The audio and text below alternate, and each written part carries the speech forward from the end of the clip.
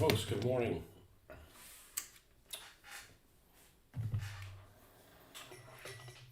Alright, well, I'm in the unusual situation of having a Monday off. Because it doesn't happen very often. So, we're going to see if we can put most of this stuff back in order.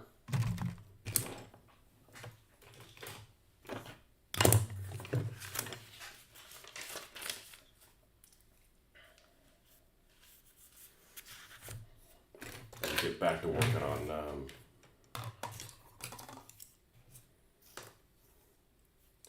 this vehicle with the wackadoo on it.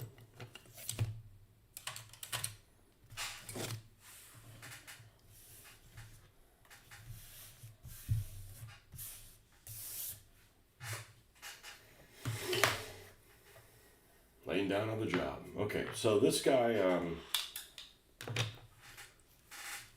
good morning. You got to work today, don't you? Or is it just happens to be a bank holiday? This is one of the few days off we have that you don't have to take a day off to go to it. You know what I mean? Nobody asks for a day off, and yet you get it. Well, we've got this combination of, I don't know if this is visible. It's awfully dark because it's primed in black. But we've got a combination thing here. Yes, you're working. Okay. Ha! One of the few times that I'm not and you are. And you are.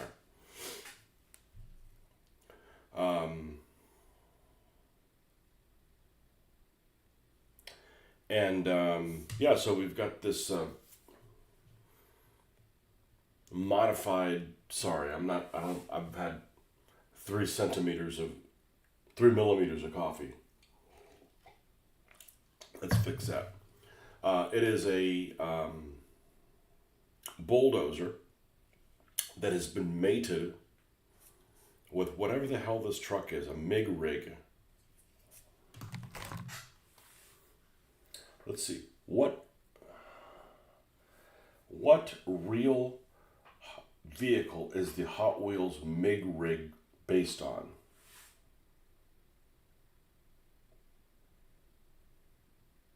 Fictional design, introduced in 2013. Retro truck takes inspiration from heavy-duty COE trucks of the 1950s. The name MIG refers to metal inert gas welding, which fits the truck's theme as a trackside utility maintenance rig. Okay, I did not know that.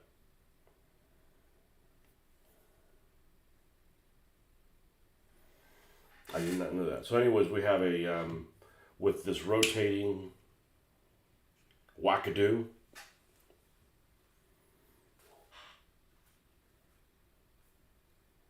And the thing that I realized is that my normal reaction would be to paint both of these the same color so that they look together like a unit. But I'm not sure that that's the way forward. So I'm going to look at, other than yellow, which I really don't want to, I don't want to make this yellow because this is not going to be a vehicle for the construction team. Okay, I've got the guys that drive construction equipment. This isn't their vehicle. This is either a free agent or some redneck thing. And as a matter of fact, this little piece of, there was a little notch that was in here. Actually, it was a rather large notch. That was the arms to the plow for this bulldozer. That I believe is the one that's on Gold Digger. So I had to make a little plot for it. Now I realize this is actually square, so I'm probably going to paint the little, since it's an opportunity that's already square, I'm probably going to paint make this a redneck vehicle. So I don't want this to be yellow, the top of this yellow. So I'm going to look at other colors of bold. I also don't think it's something that would have painted.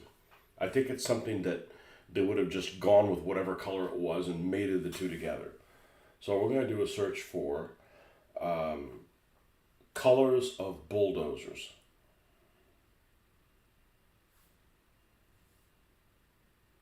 That's not yellow. And I actually found an article in here that was like, yeah, they're definitely predominantly yellow. That Kubota uses orange and something uses something else. And I actually found one that was almost like a sea gray blue. And I think that would actually work all right.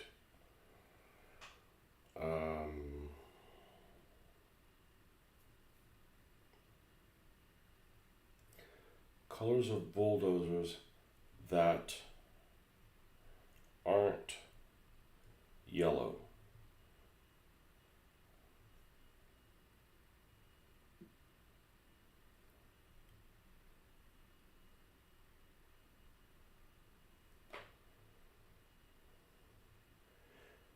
Oh, they make multiple yellows. Golden marigold, sunshine tangerine.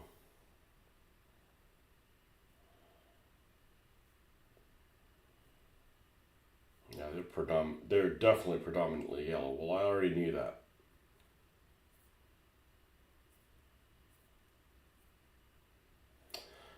I found this relatively easy, and now I can't find it because I went back and I don't know how to do the history on the phone. I know how to do it on the computer and find things that I looked at. I don't know how to do it on the phone. Uh,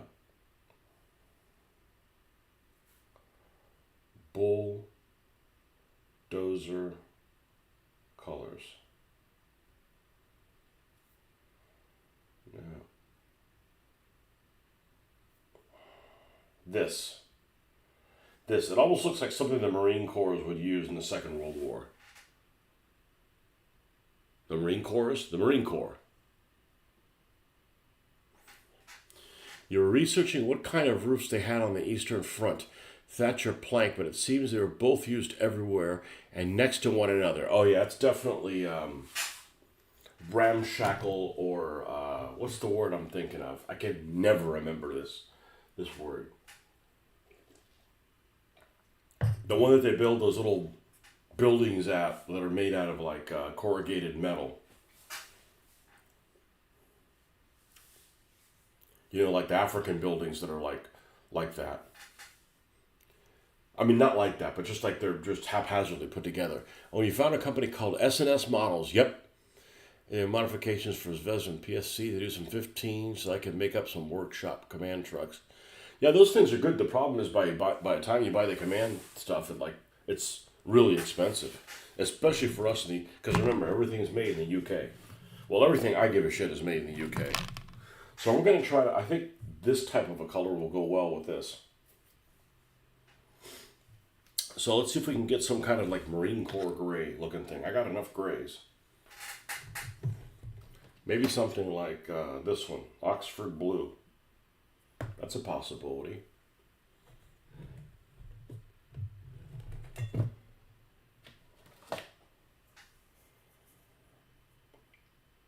Field Blue's another possibility. Both of these colors, I think they've been used like not at all. Oh, and I got a little redneck dude that can already sit there.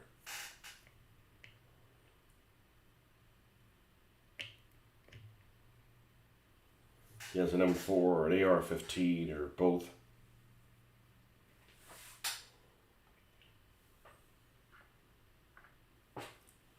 You stay there. Shantytown, thank you. Shantytown. I can never remember Shantytown. Won't you take me to Shantytown?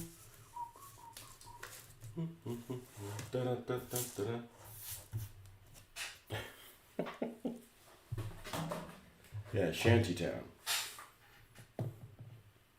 What's the shanty part? I know what the town part is, obviously. What's the shanty part? What's the shanty part mean?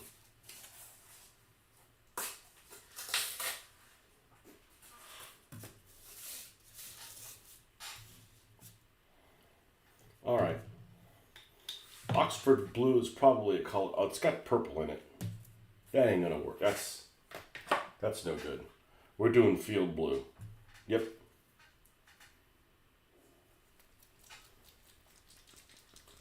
Probably color that's never been used. Ever.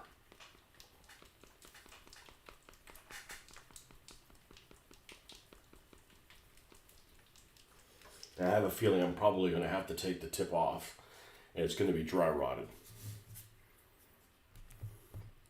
Yeah, that's what we're going to go with. Let's remove this.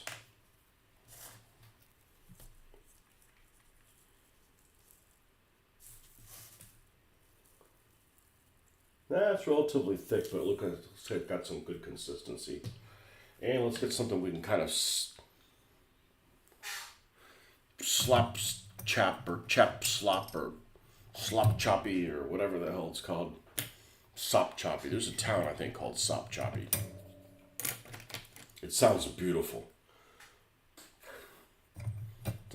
Sounds like it's something next to a fucking swamp. Probably is. Sop choppy. It's always moist there. Where the hell is Sop choppy? It's probably on the Redneck Riviera. It's over near. It's somewhere near alligators that use you as sop. Where is this?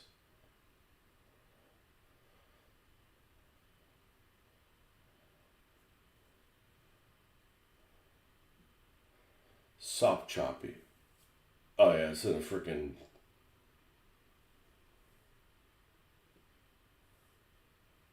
Oh, there's a campground there. For those that want to be eaten alive by mosquitoes.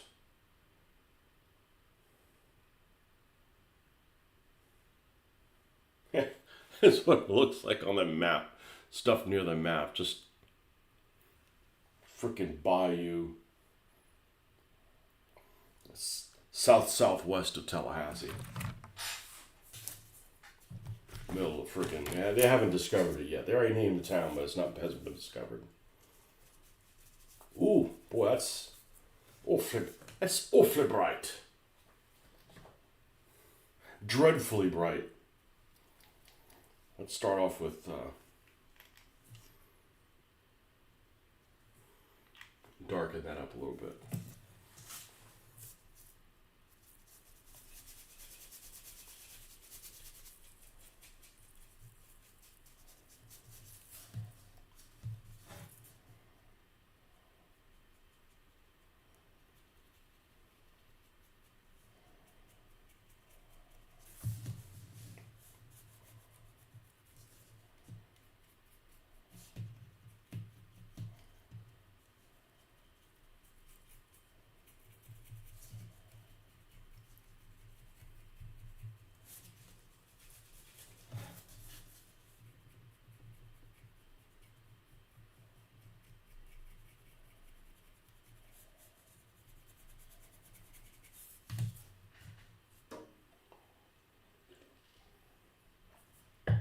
I bet there's some ridiculously named places in the UK that aren't in Wales. Nothing against the Welsh, but they shouldn't be naming places. I have no problem with the Welsh, but dude, chill out with the consonants, with the strange consonants.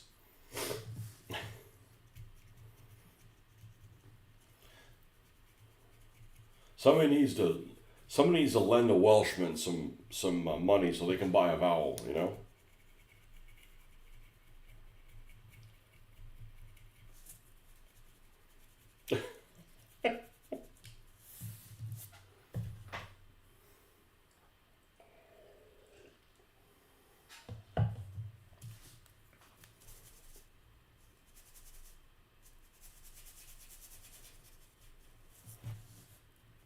I only know one person I've ever met from Wales. I may have met other people, I just didn't know they were from Wales. And he's a fine individual. Everybody else in that country might be a piece of shit. I'm not saying they are. I'm just saying this individual's grand.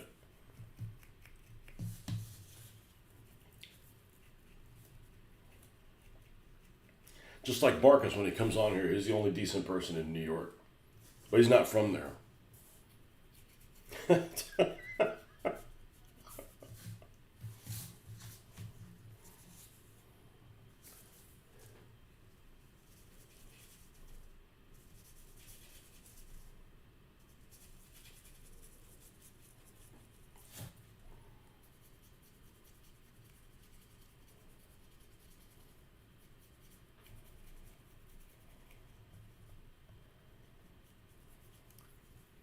There's a guy locally, I don't know who he is, but he does post on our local word of mouth Facebook page for this community. And I think he's trying to start some kind of a bagel place from New York, like an official New York. And we use New York water. And I'm like, that's something I wouldn't brag about. You know, that'd be like bragging about water from Flint, Michigan. Oh, the water in New York is good. Yeah, but you're going through pipes that are like, you know, it just doesn't paint a pretty picture. I may be completely inaccurate, but it's like, that's not a bragging point, you know. That'd be like bragging, like when we step outside in Florida and you smell good. Like, no, it gets all on your skin and stuff. Just too damn swampy. But anyhow, I've never met this guy, but I've seen his posts, and he's like, everything you don't like about somebody like that from that. They're like, they know it all. They're a braggart. They're you know, rough around the edges and in the middle too. And he might be a nice guy, but the way he types his stuff is like, just funny. It's like, man, you're obviously not from around here.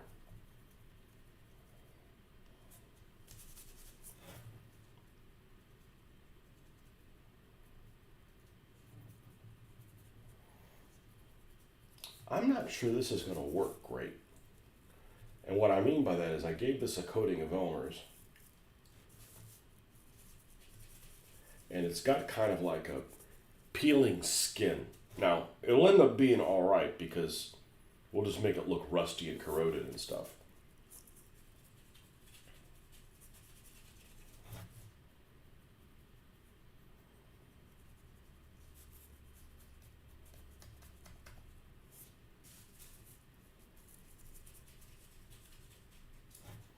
You know what I'm talking about? I mean, it's just, you know, like if you meet somebody and said, hey, my name's Al. All right, Al, how are you? I said, you better be my friend or you're stupid. Okay, well, we're getting off to a rocky start, you know? Just that kind of thing, not very humble.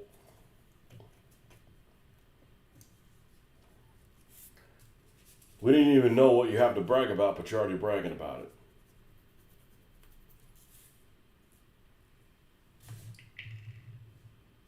Okay, let's bring this up just a wee tad.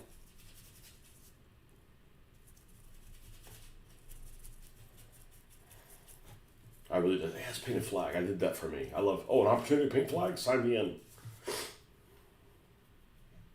Even if it's a fake flag for, you know, fake descendants.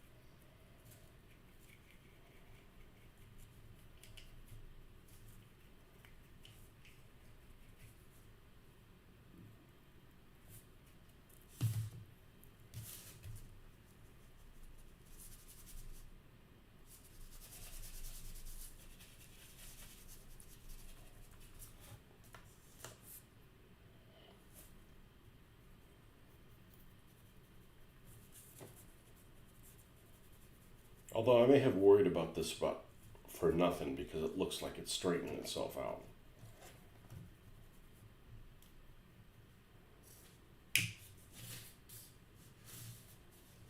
Right, let's put the glasses on and step away so we can kind of see. There's that damn green. Can't get rid of that slime. Discover it. Yeah, that color combination's good. Yeah, that's a good color combination. I need to be careful how much more I brighten this. I can brighten this, I just can't, don't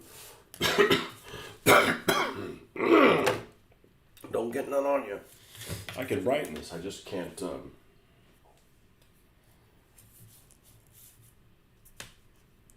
is that the glue? Yeah.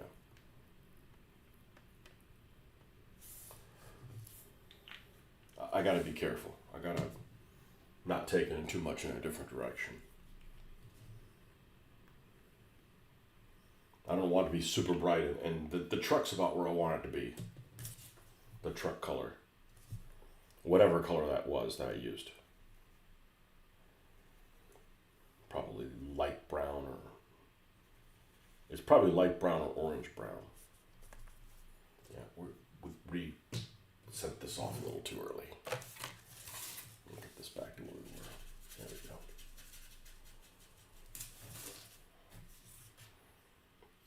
Let's see, what else do we want this color down here?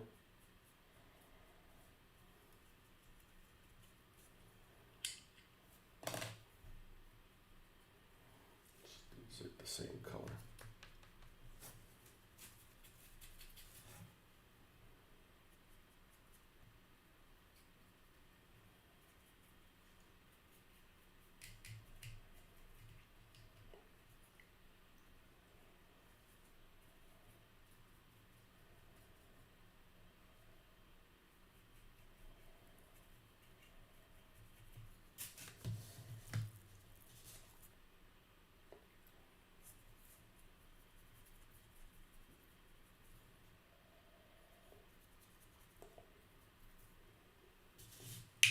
Alright, and I need to do something because we've already taken this way too far before.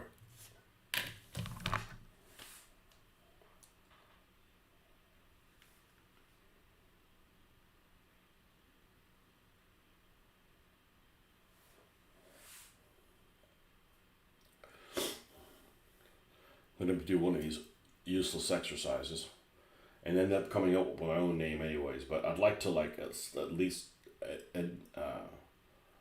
decide that let's go ahead and use this since we have this tool. Let's go ahead and add the photos now that we have both of the pieces on here. Select.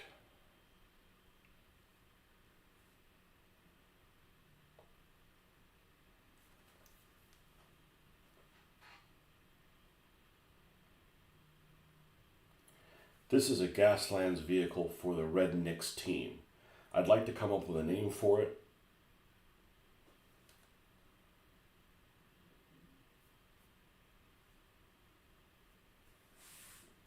Junkyard, something junkyard, but junkyard dog is a little too, although it does look like a bulldog.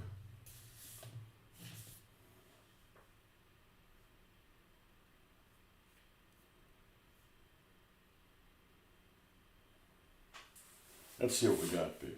Hillbilly Hooker. That's a good name, but I already have a hillbilly named thing.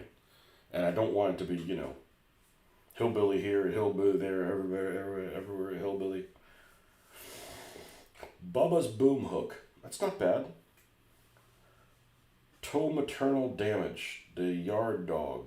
Okay, maybe not Junkyard Dog, but the Yard Dog. Okay. Junkyard Jethro.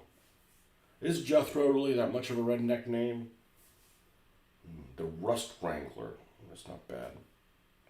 Cletus the Cleaver. Great name, no cleaving on this car though. The Hook Neck. Not bad. Swamp Swinger. That is a good name, but not for this vehicle. That vehicle cannot get into a swamp situation. It would sink. Dangleberry Express.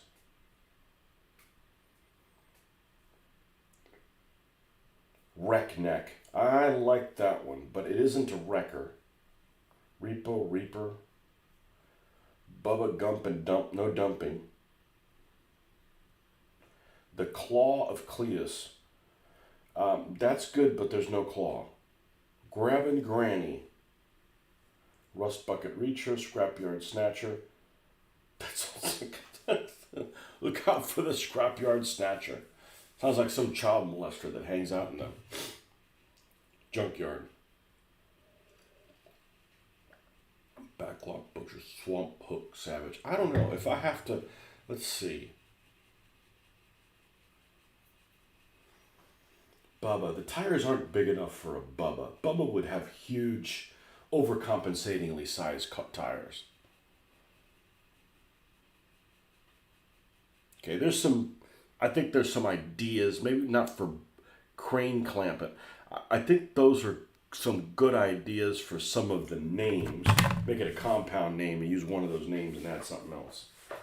Okay. Junkyard Dog was a big wrestler in the 70s and 80s. He had thump written on the seat of his tights and sung about grabbing them cakes. So, calling the backside of things cakes is new to me. I don't think that I've ever used it myself.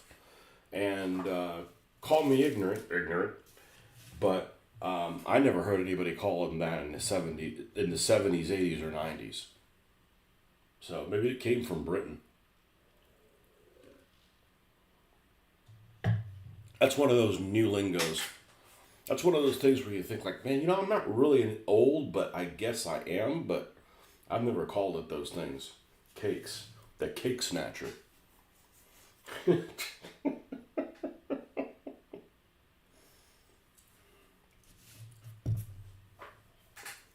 Wackadoo. What's the name that starts with a W? Whacker. Something. Rusty Whacker. Some kind. Cause that's basically what this thing is. It's gonna whack. So it looks like a magnet to me. It looks like one of those magnets you use to like pick up this car. I'm like, whoa, but it's just heavy duty. I'm not gonna put spikes on it or anything. It looks good to me. It's just a tire. Honestly. It doesn't look like it's a tire, but it's a tire. It's a rim, a wheel. All right, we need to paint the front of this metallic. We need to start metallicizing. Junkyard Dog. We're definitely not going to call it Junkyard Dog then. It's just too, couldn't come up with anything. I was watching that Twisted Metal show. God, pray for me. It is such a, whoever wrote that is a moron. It's like, there's a lot of money behind it. Like, there's good special effects and the cars are pretty good. But man, whoever wrote it shouldn't reproduce. Or it's proof that they're just like, trying to do anything for a buck. Let's do the rough iron for this thing. I don't know what this is up here, but I'm pretty sure this is the color I used. Light brown. It's either light brown or this orange one. Or orange brown.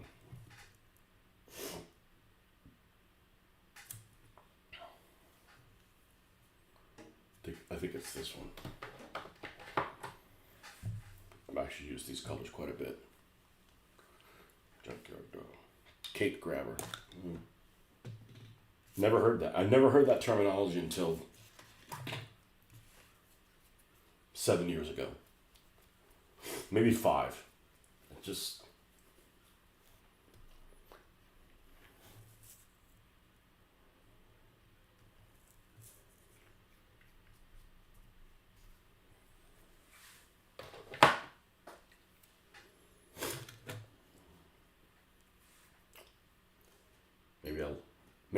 Maybe I live in a basement. Well, I don't because there's no basements in Florida, but whatever the basement is here.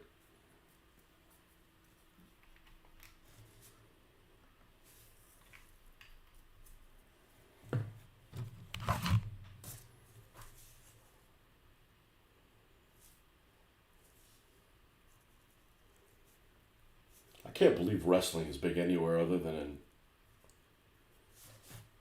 some backwoods place.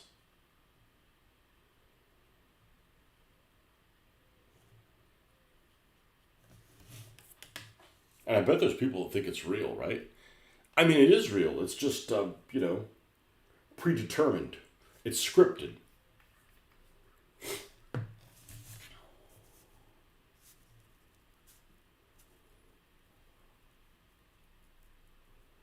You know what I want to see on a Saturday night? That big old Bubba in tights.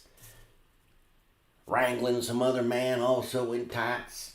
Ooh, that just sounds so hot to me. It's just like, doesn't Just doesn't seem like it would go.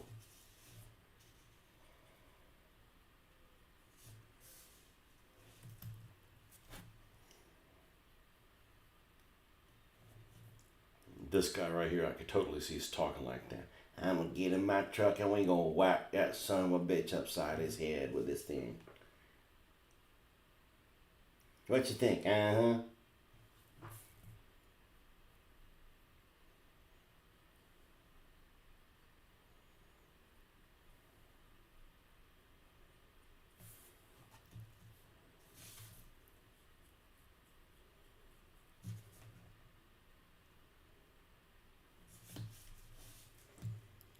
Live action soap opera. Yeah, but at least have some attractive... soap operas have attractive people on them. You can see some bubba dude with tights, or worse. What do you call those things? What's worse than a grown ass man in tights? Not much. But overalls. Overalls are creepy. They're really creepy. And no, I haven't had an experience with overalls.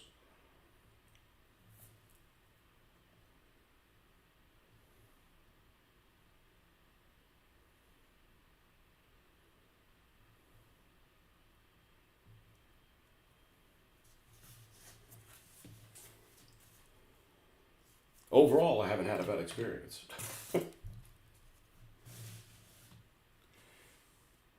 Have you not seen the women wrestlers? I've only seen like one that was attractive. So no, it's not. It's not something that I can just say. Yeah, that's my thing. Because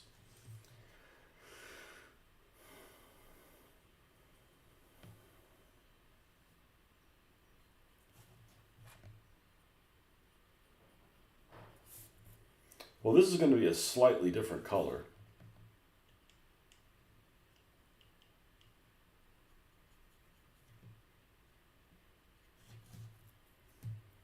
I wonder what the fuck happened here. It wasn't the same color at all. Was this rusty ass rose or something? Was it? Well, it's fine. Whatever it is, it will end up blending just fine.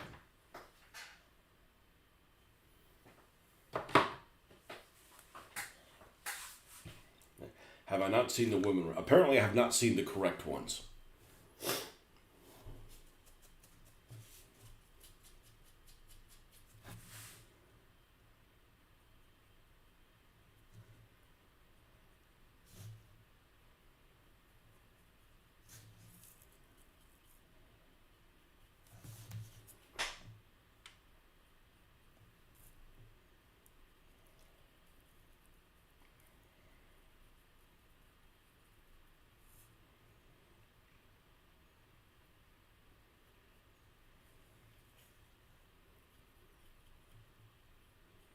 This has got a big dude. Got to be a big dude that drives this, or a big gal. Like what's the name of her that character? Is it Ellie off of Borderlands? She's like bigger than a whole group of linemen.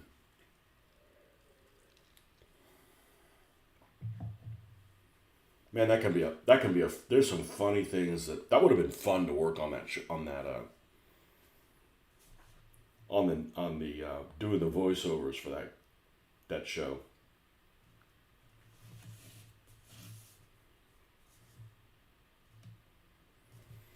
Of course, one of the people who does the voiceovers for that is that annoying dude. I don't remember what his name is.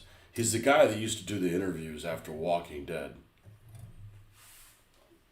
He plays like a guy that's running around in his underwear or whatever. I guess he kind of like fits that role.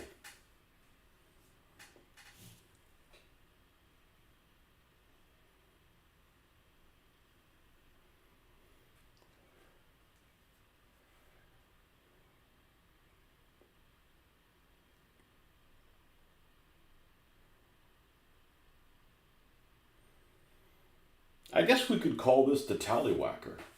Now that I think about it, it's It's double entendre, so that works. It's Middle English tallywhacker.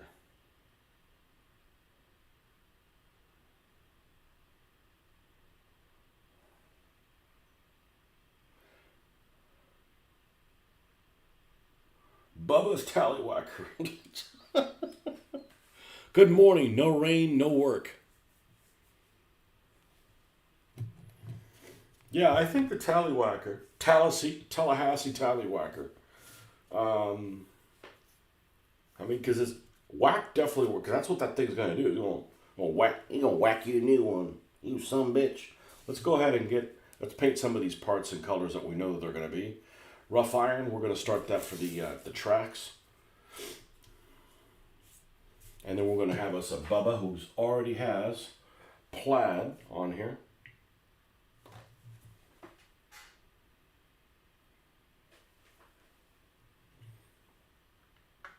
And we're going to paint us a red Knicks flag here on the side of that.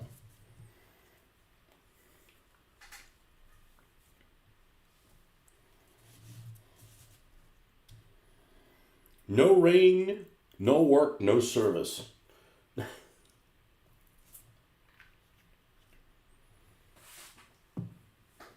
I mean, somebody at the post office works today. There might not be delivery, but, the post office works every day.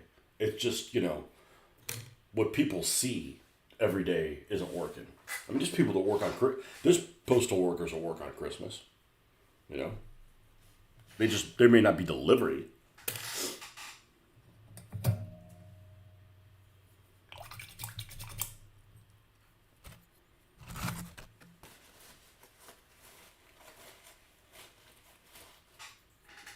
Let's see, we need something a little smaller than that.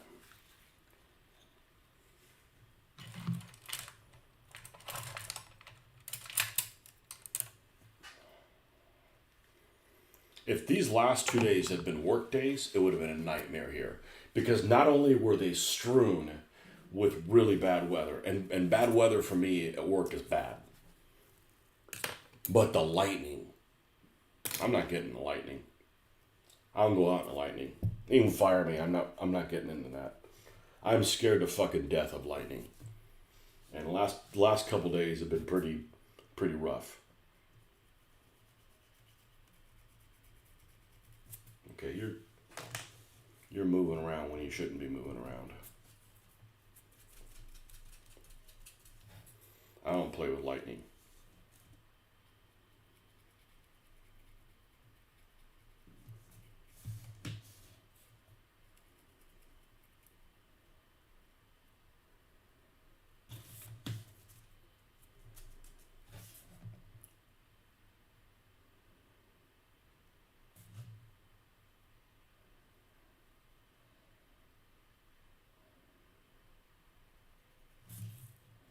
Yeah, I didn't want this thing being yellow because it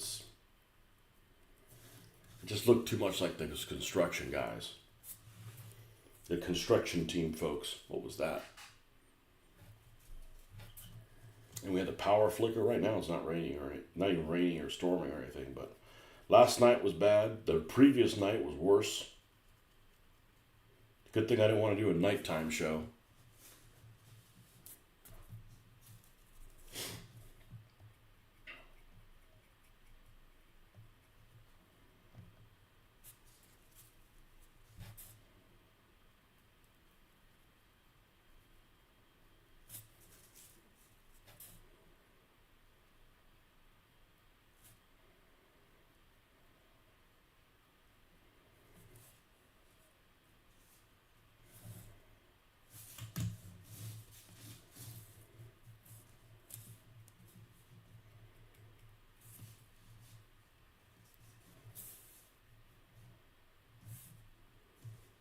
All right, anything else you want to do in this rough iron color?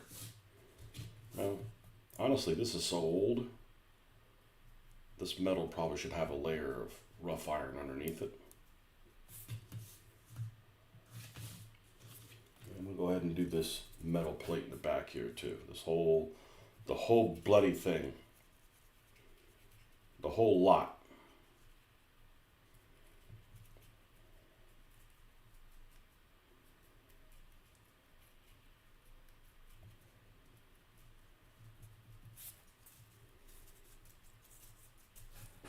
think you found a pic of what Big Bubba would look like. Looks deranged enough anyways. He's got overalls, doesn't he? He should.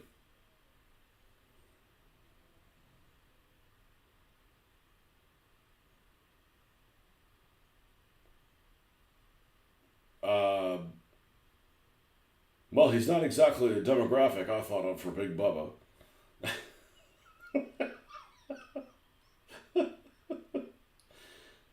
That looks like what Big Bubba would look like in Key West.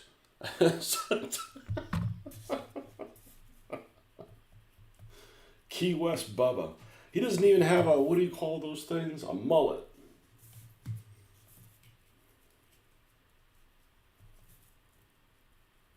Why do I feel like a mullet originated in Britain? I could be wrong. I could be wrong. And I'm not trying to pin that on you guys, you know, but just seems like something that just got out of hand, you know?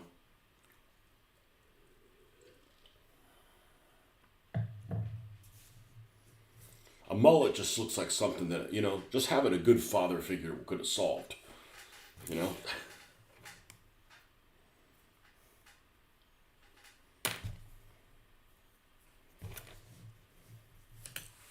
I want hair like Mama. No, you don't.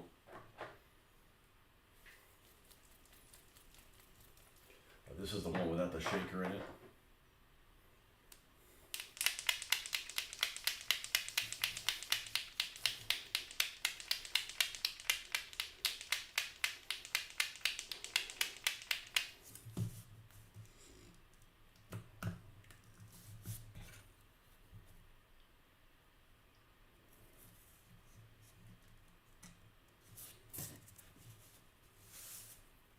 I'm really disappointed with the figure availability for this stuff.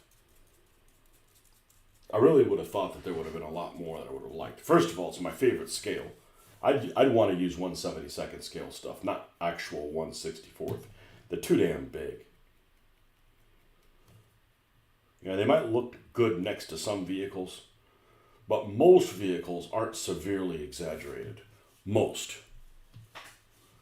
Wiki says it started with either Tiberius, and this won't shock you, Caligula. Really? Yeah, Caligula's the worst guy. If somebody says, who's the worst emperor? Caligula. Hey, I saw the movie. I remember going to some party, and they were playing that movie. No, and nothing Caligula-like happened at the party. And yeah, I was like 18, 19 years old, so it was pretty freaking shocking, you know. And I found it. Well, we talked about it. Talked about it a couple of years ago. I saw it about a year ago, year and a half, and I wasn't that shocked. I mean, it's not like, you know, it's a great work of art or anything. I was surprised by how many famous people are in it that would stoop to the level of the movie. It's not necessarily the material. It's not necessarily the nudity. It's the way it's done, you know. And I remember the thing that really shocked me at the time was that machine where the people were buried up to their necks and it went around like a lawnmower. At the time, I'm like, okay, it's just too much fake blood. It's like, you know, it doesn't have any effect, you know. It's like if they made a Holocaust movie and they used a bunch of like tomato ketchup, you know, it just doesn't. It loses the effect of what they're trying to achieve. But anyways, I don't think of there's some actors that I think, I know they're just actors and they're playing a role, but they're always playing guys that are like, I don't want to meet this person because I know it's just a role, but every role this person plays is always like somebody who's unhinged. And one of those people is Malcolm McDowell. Malcolm McDowell, he may have played people that are okay, but I haven't seen them. I never finished watching that one where he's in the gang, whatever it's called, Clockwork Orange. I made it like a third of the way through the movie, and like this is like a bad trip, and it's just like not worth watching. But yeah, Caligula would definitely be my character and I'm sure it's influenced by the movie. I would think Caligula is 4 times as bad as Nero. But if you look at history, I guess Caligula is the first Roman emperor that really went cuckoo. And that's probably why it carries that weight. Nero could oh, you think that guy's crazy? Watch this, but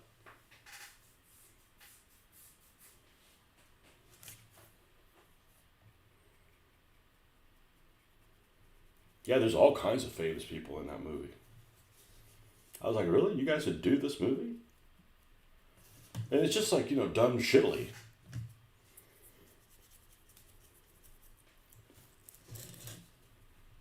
Yeah, Caligula, he's the Alcibiades of Rome.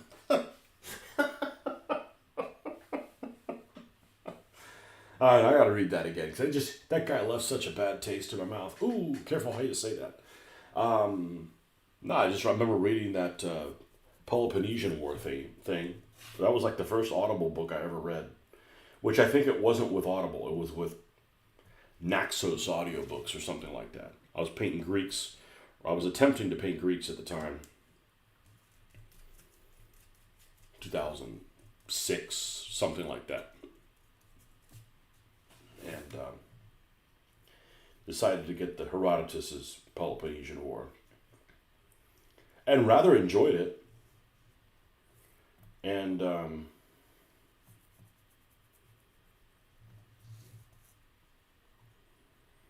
yeah, that guy stuck in my head as being, extra special. Yeah, not a Caligula fan. Definitely.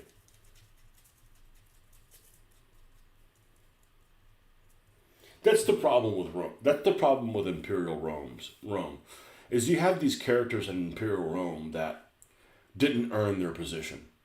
And that may have happened in the Republic also, but there wasn't somebody who was just a son of somebody else, or if they did, it wasn't in your face, front and center.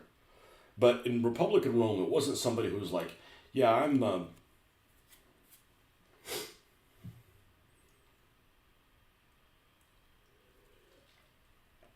I'm somebody's son who's just never did anything, right? I was a playboy, and all of a sudden you get to run the frickin' empire, or the republic, or whatever. You kind of had to earn it a little bit more. You had to either be a good politician, or be a politician that went to war and earned your laurels, no pun intended, there. You couldn't just be somebody who was a playboy, never did anything other than play with his boy or girlfriends, or both, and then you get thrust on the scene, and you have no moral compass, sense of duty, honor, and you're running the whole show. And it's doesn't really interest me, just a...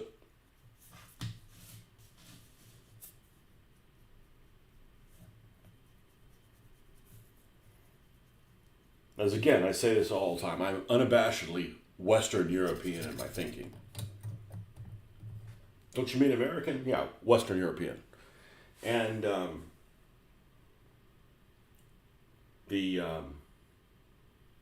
what was I going with this? It's just hard to relate to these people that were you got guys that are really duty bound, and because people will go oh yeah, one of the worst characters ever in movie history is Commodus, with Joaquin's Commodus, and I'm thinking, nah, there's people in history that are infinitely worse than his portrayal of Commodus. I mean, it's not even close. It's not even close. Because you could negotiate with that guy.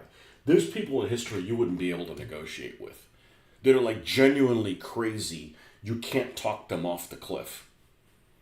You could have talked the gladiator Commodus off of a cliff. You could work with him. If you were somebody who could manipulate people, I'm not saying me. I'm not saying I could do it, nor would I want to do it. But I'm just you could negotiate with that guy. But there's some people in history that are just they're non-negotiable.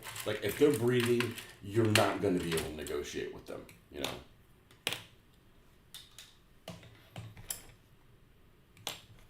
So I'm looking at that character, I'm he's not that bad. I'm just saying, compared to like real people that were around it, like.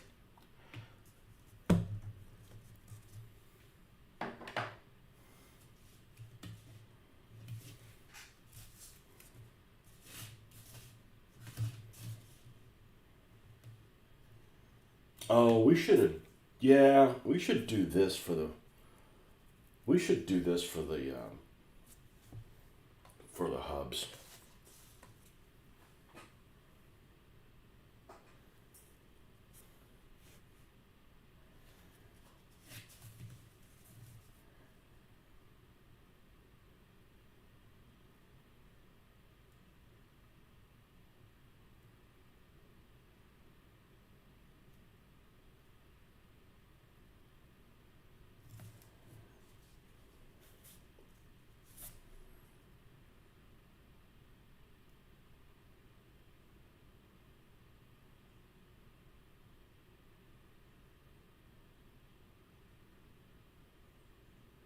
You get those emperors that are just like they've never done anything. All they are is just being the son of somebody, and they didn't give them the proper training, or they inbred enough that they went crazy, or both. Because when I think of Roman leaders, I don't think of that. I think of the mob. I think of the mob that are they're competent dudes, but they're all out to outdo each other, kind of stuff. And there's laws, but you can manipulate them however you want, kind of like nowadays, but worse.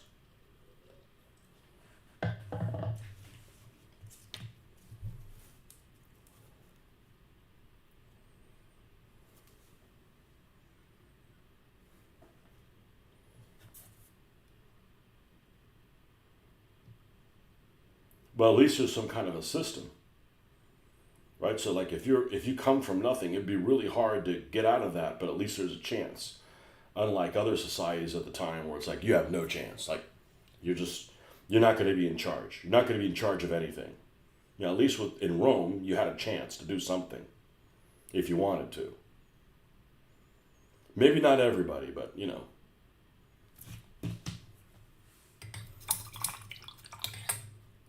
how they used to have to say, it's the American dream. I wonder if they did that in Rome. It's the Roman dream. Probably not. They had bigger problems to worry about. Okay, I think it's high time. That's my favorite time of the day, dude. To do the lights. To give this thing some personality. You want to add personality to a vehicle? Give it some lights. Light it up.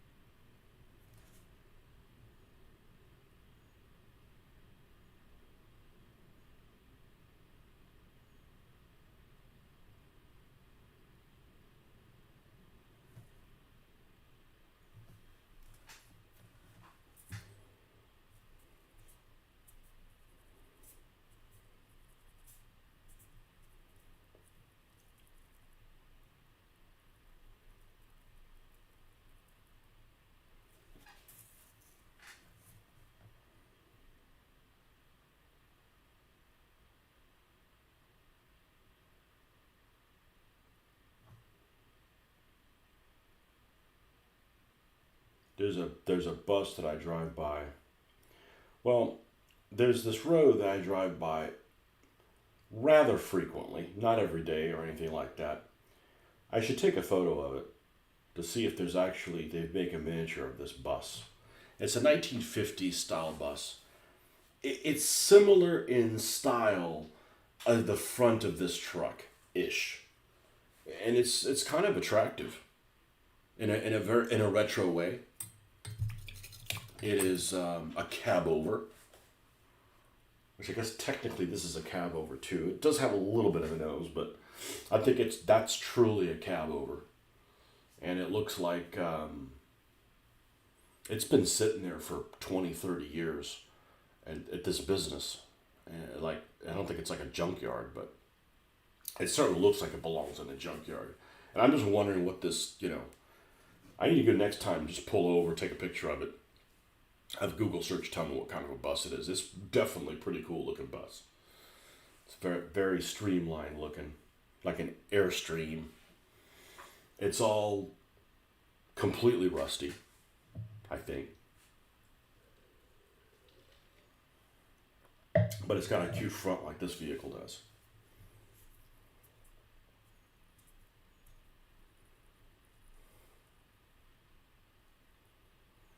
It's definitely a 50s type vehicle. It looks a lot better than the cars from the 50s.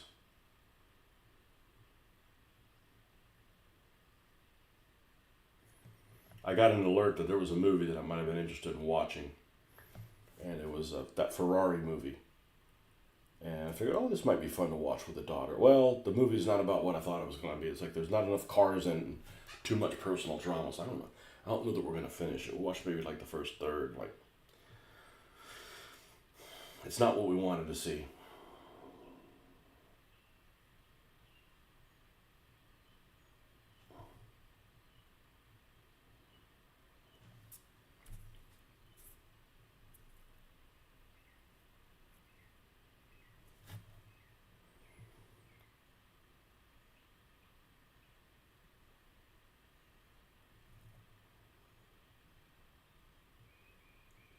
But there were a lot of like unassuming vehicles in that movie. Like people that, vehicles that people off the street would be driving that were really cute.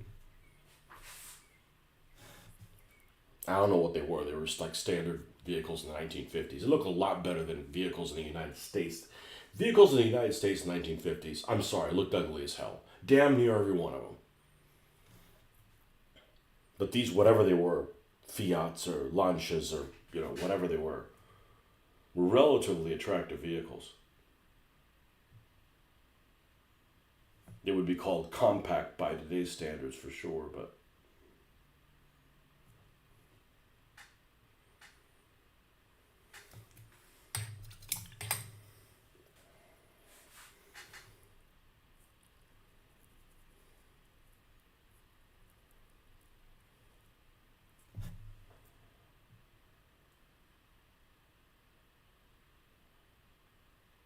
guess I'm a car guy after all. I never considered ever building car models. I think part of the reason I don't consider building car models is, well, you don't do anything with them. And second of all, they're just in these scales that just don't go with anything else. Like, why do I want a 1/24th scale car model? What would I use that for? It doesn't go with anything.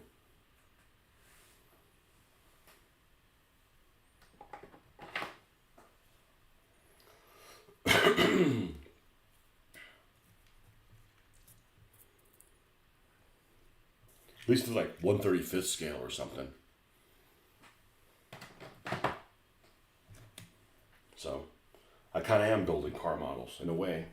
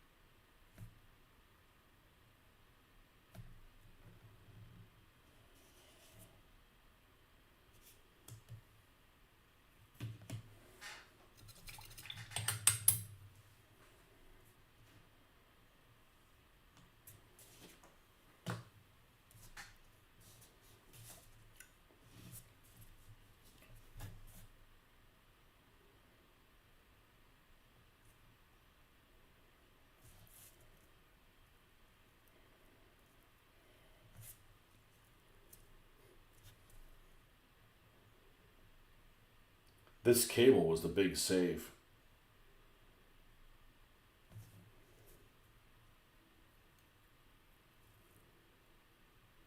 I was like, man, what am I going to do now? I don't have a cable.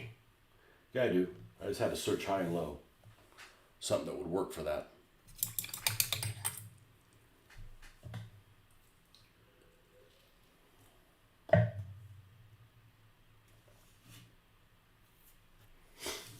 I don't know what the hell this is, but we're going to turn this into a light too.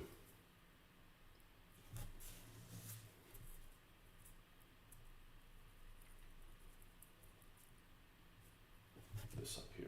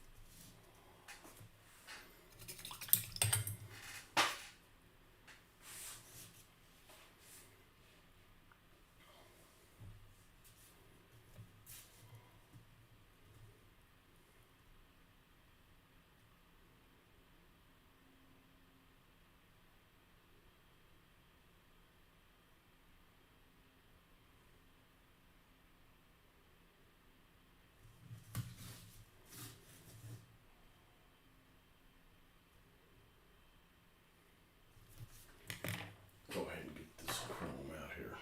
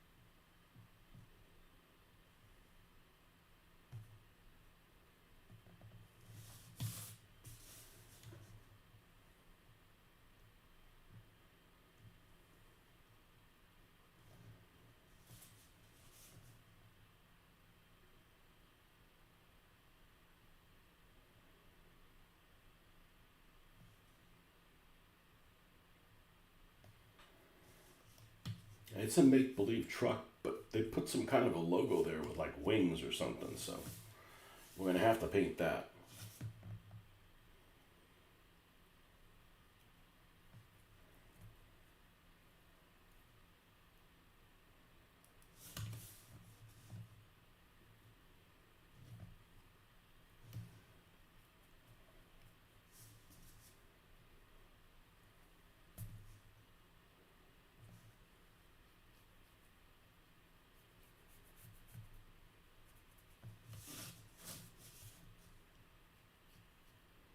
And so before I go and paint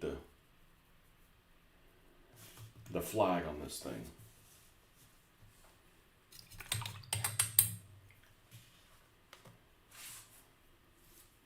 I think I'm going to go ahead and black line this.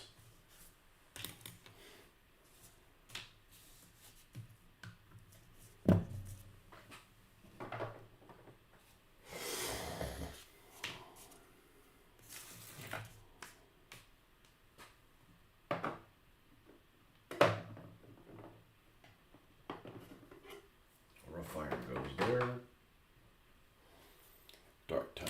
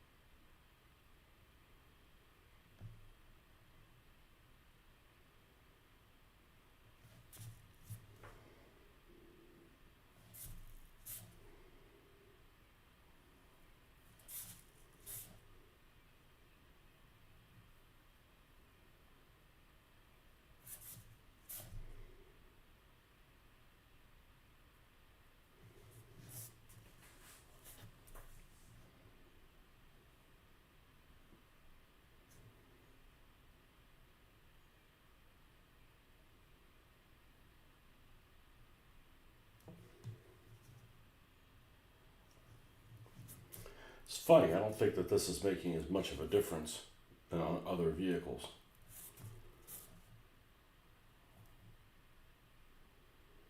That doesn't mean I regret doing it. It just means that it's not as, doesn't stand out as much as I would have thought.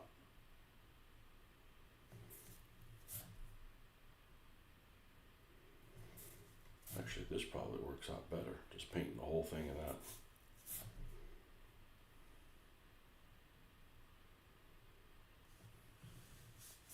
Actually does.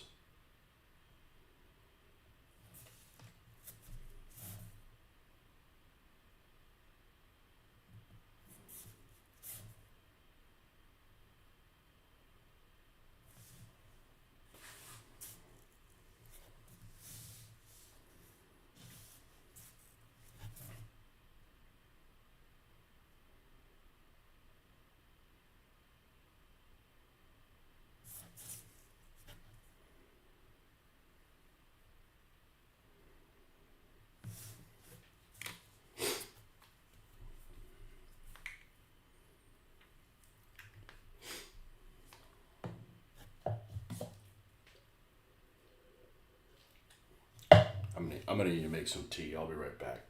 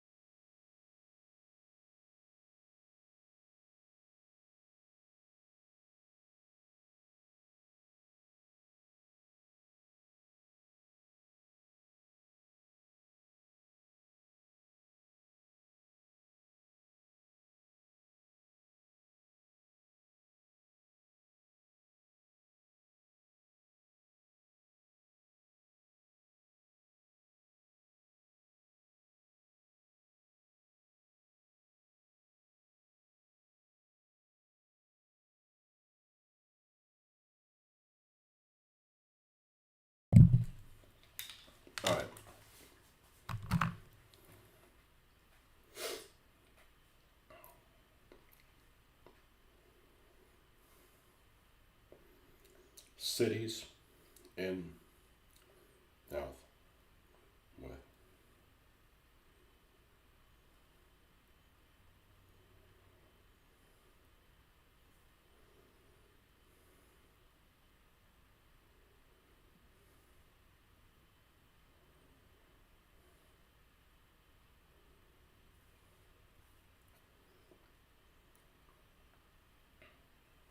I was thinking like Talladega Tallywhacker.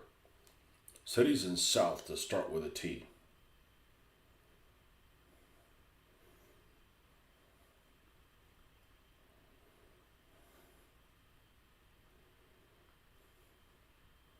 Well, not necessarily Florida. Florida is north of like Mississippi. I'm talking about some real like.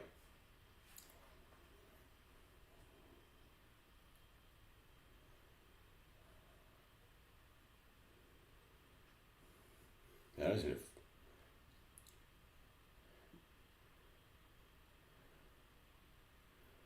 cities in. Don't need to be famous. Stop writing stuff for me. Cities in. Let's do Mississippi. Mississippi. Chula. Well, it's just a different sound. It needs to have a strong T. Talladega is probably going to be the winner, unless I can come up with something that sounds. Tupelo. Tupelo Tallywhacker. I don't know. A Talladega sounds better.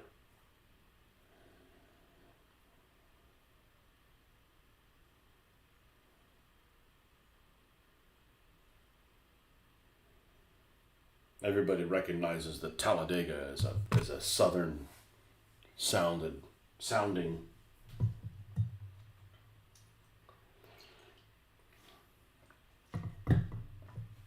Talladega Tallywhacker.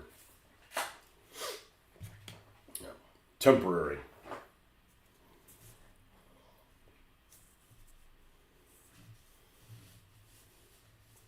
Like I said, I usually name my things before I even start working on it.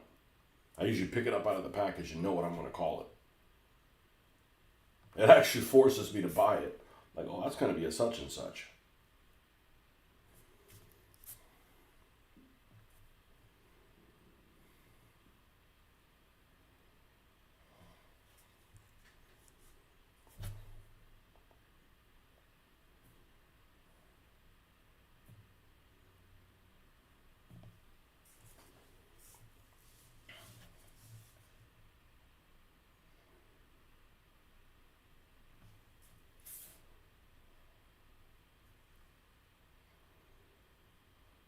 This needs to look nice and greasy.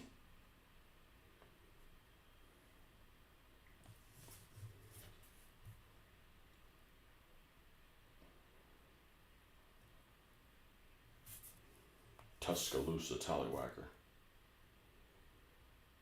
Tuscaloosa is a bigger city. It's a university town, so we need someplace super ignorant. Sorry if you're from Talladega, your town just sounds ignorant to me. That's all. There might be some smart people there. There probably are.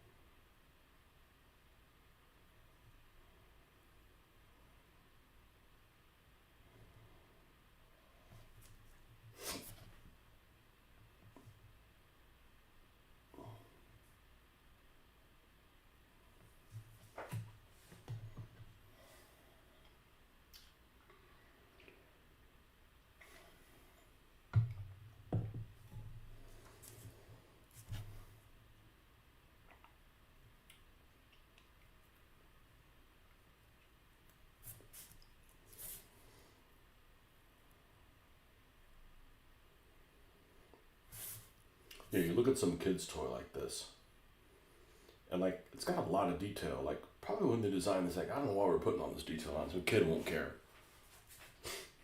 No, I'm not just an ordinary kid.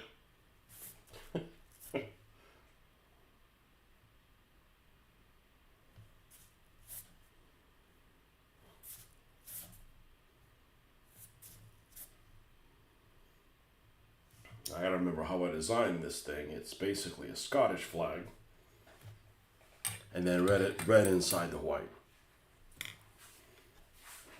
So when I paint this, I gotta paint it like it's a Scottish flag. In this case, it's gonna be square. It's not. What's the standard flag dimension? 3x4, 3x5, something like that. The proportions. I think it's 3x5.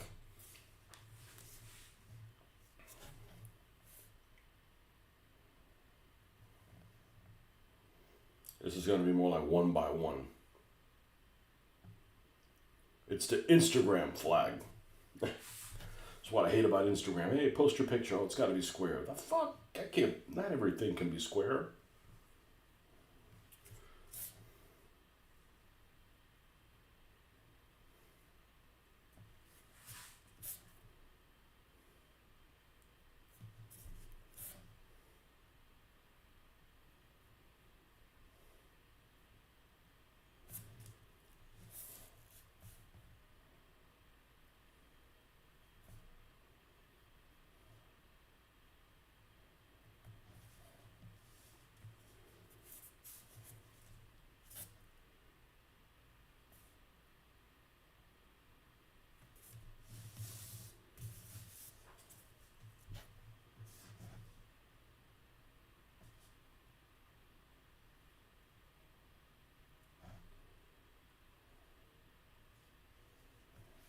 Yeah, we're gonna have a lot of. This is going to a lot of rust. A lot.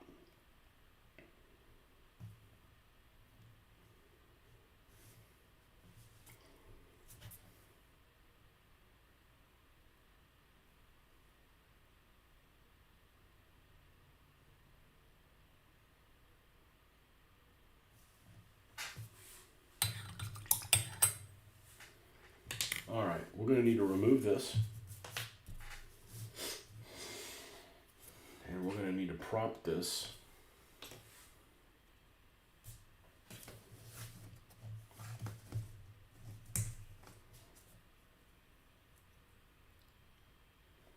Smaller piece for grippage.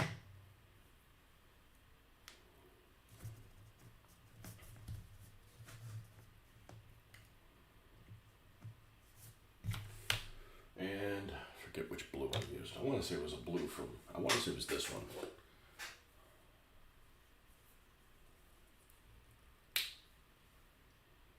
I think so. Admiral? Admiral Blue. What if there's an Admiral called Admiral Blue? Well, we have to take that up with Admiral Blue.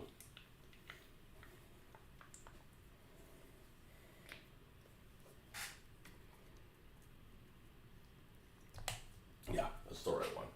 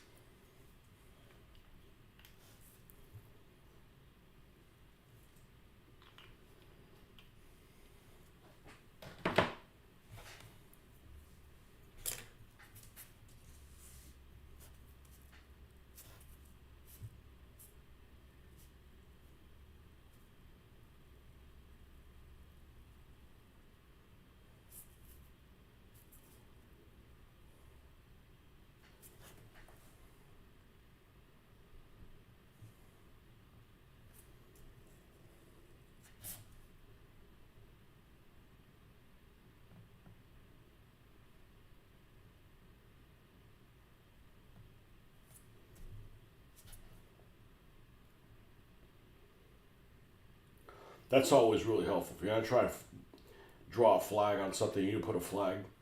Cut out a piece of plastic that's the right dimensions, and then paint that. And you don't have to worry about getting an angle. It's not that difficult, but it makes it a lot easier. It's easy to tell what's on the plastic and what isn't.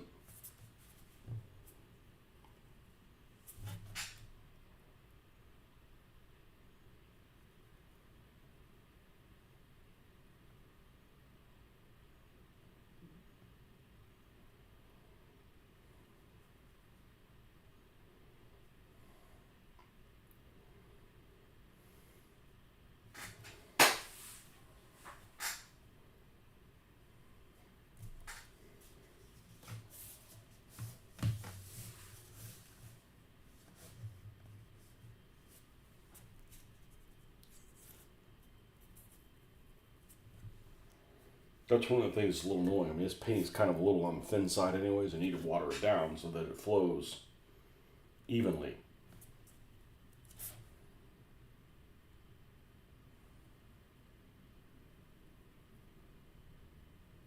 Don't leave any clumps or anything like that.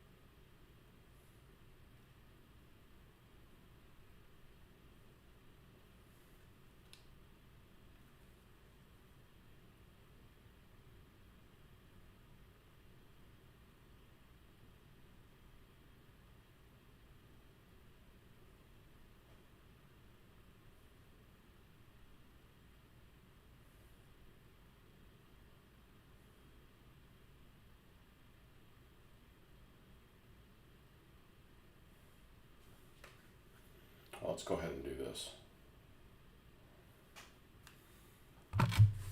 All right. Flip this around. Man, they're both kind of wet. Yeah, hair dryer, it's silent. Man, they're noisy.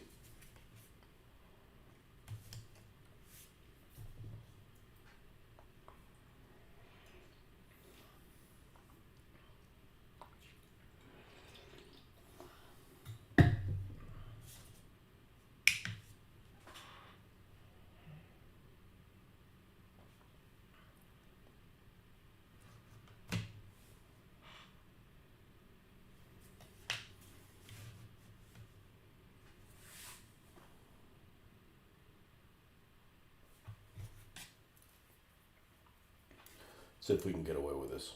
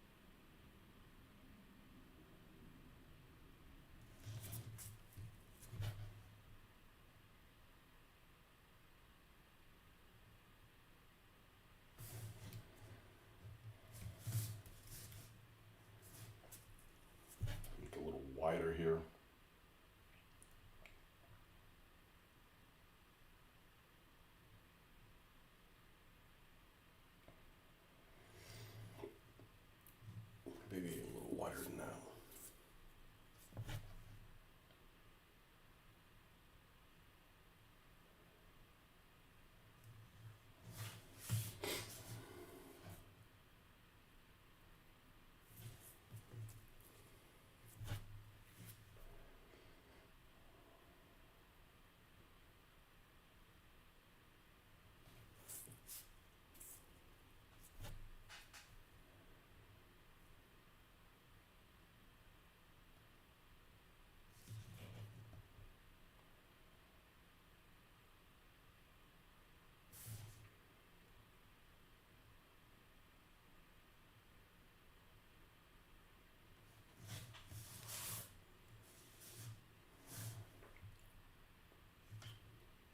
Let's not touch that and mess it up.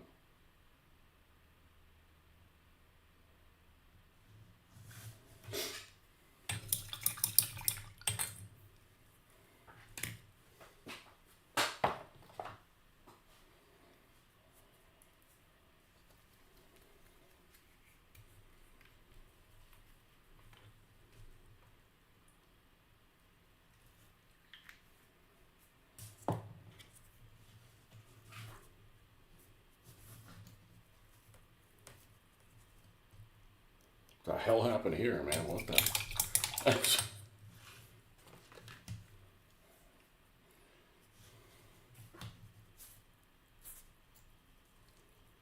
Sloppy Jalopy. That's another good name for a vehicle. The Sloppy Jalopy.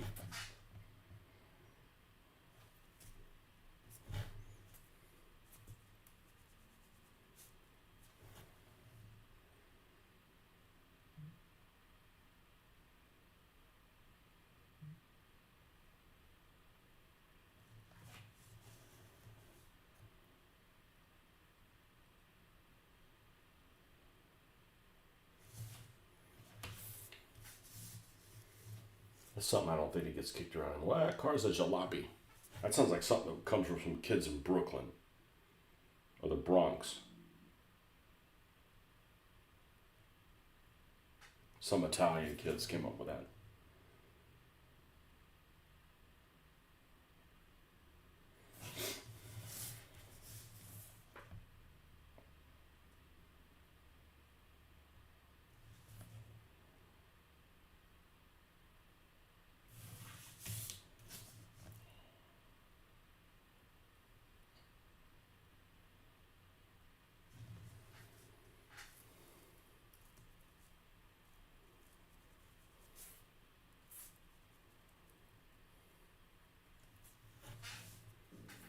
You decide on making some more glue drops, like the one with sprinkles for the glaze one. I don't know about sprinkles. I was just gonna use one of the glaze. You know, the donut doesn't have sprinkles, so I don't know why the glaze would. I got 3 of them, I think. The glue drop, you can only drop it once per vehicle, unless somehow you're able to reload your weapon using audience votes, which we've never used audience votes before. Not because we're opposed to it, there's a lot going on in the game. You know, there's a lot of things to like forget unintentionally, you know. If it has anything to do with like confetti or something like that to sprinkle in it, I don't think I would. I'm pretty adamant about not having confetti in the house. Confetti, what's the other stuff called? Glitter. Like glitter. The glitterati. So.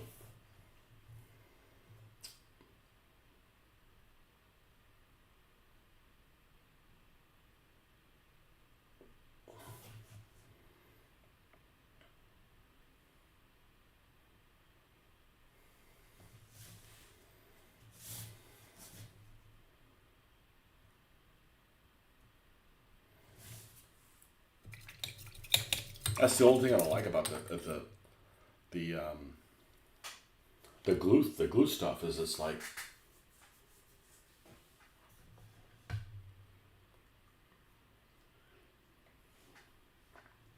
you only have as an M1. I'm like, I guess that's maybe they play balance that to keep it from being devastating. But it's pretty devastating if you run across a glue thing. Like makes you drop a bunch of gears and things like that.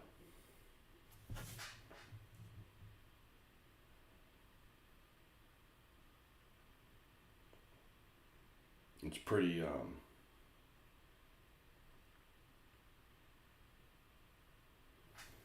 what's the way to say it? Very life-changing experience.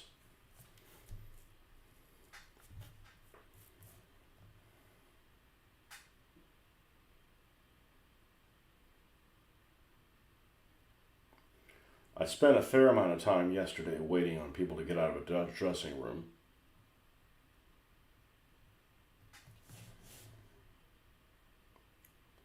So I was surfing, trying to make my next purchase from the 3D printing stuff. And it's like, it's impossible to narrow that down.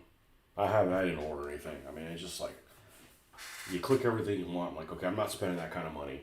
So, okay, I don't really want this. I don't really, so it's just,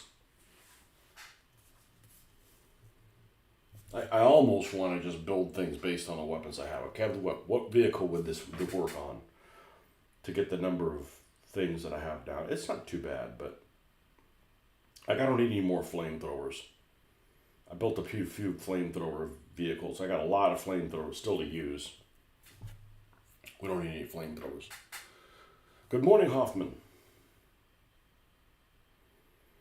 So I think I've settled on the name of this vehicle. And AI, once again, is not useful at all. That's good. That way it won't take over the world. We're going to call this the Talladega Tallywhacker. Whacking people around. And we're painting a redneck's flag on the side of this.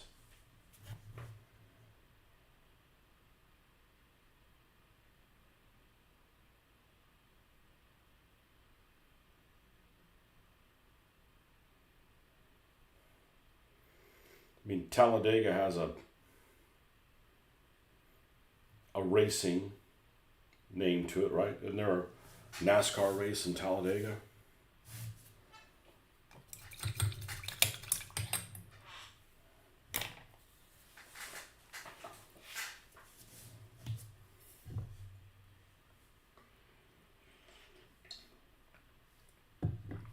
I wanted to paint this bulldozer body something other than yellow. This is not part of the construction crew. Haven't heard that since I've been a kid. The Tallywhacker thing? Yeah, it's from Porky's. That's the only thing. That's the only place I've ever heard it. Is Porky's. Well, it needed to have what It's not that it needs to be a Tallywhacker. It's just got to have some kind of whack thing in there. That's what you're doing with this. And I'm like, all right, well, we can double entendre it that as well. So.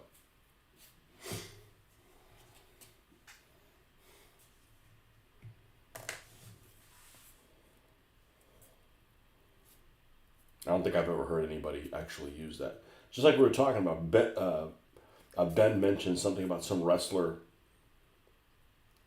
calling something cakes. And I'm like, I've never heard of, butts called cakes until like 5 years ago.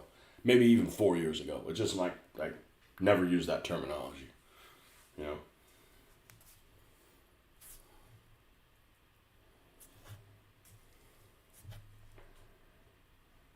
Let them eat cake. Oh!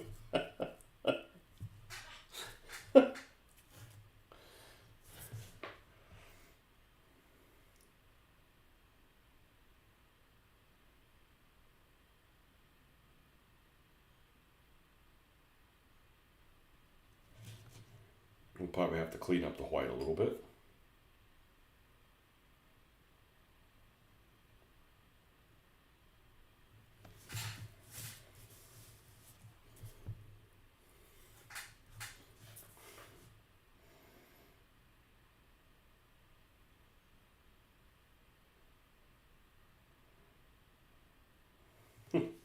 You'll never believe who they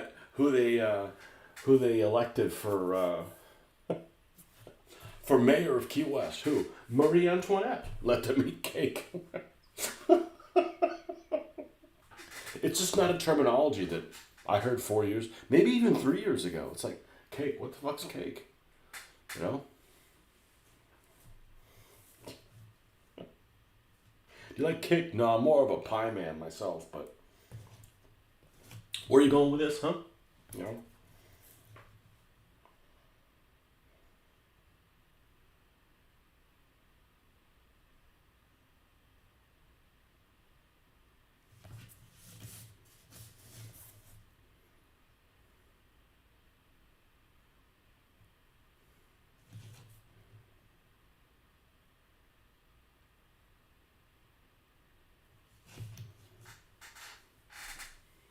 Been down to Poundland to get some pound cake. That's right.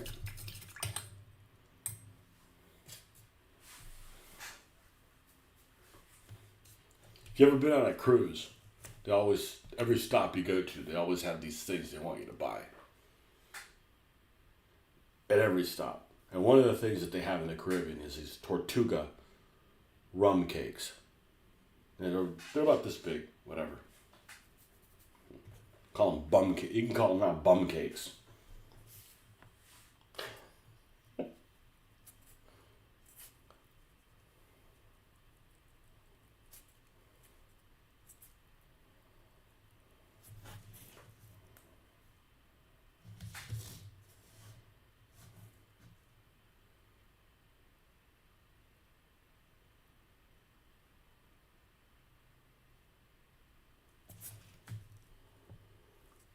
Poundland, the Poundland equivalent here in the United States.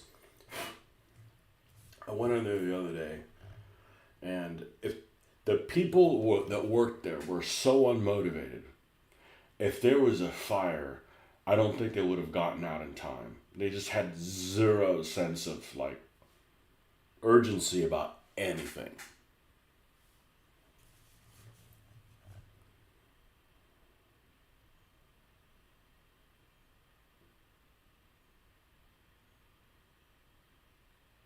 And I get it, you don't want to work there, but you filled out the application.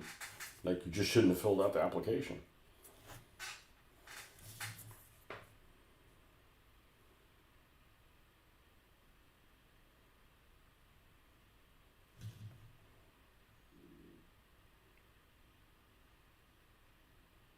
Or maybe somebody filled it out for you, I don't know.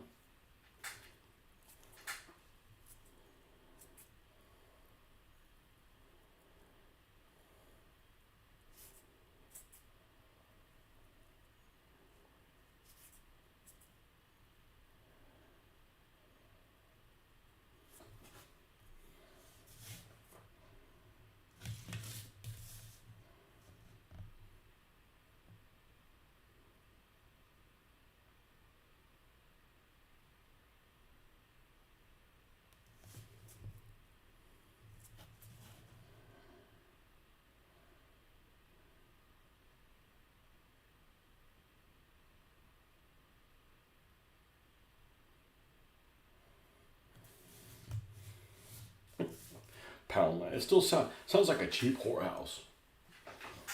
What'd you go to Poundland for in Amsterdam? Oh, well, I wanted to get some hors d'oeuvres. Some hors d'oeuvres at Poundland in Amsterdam.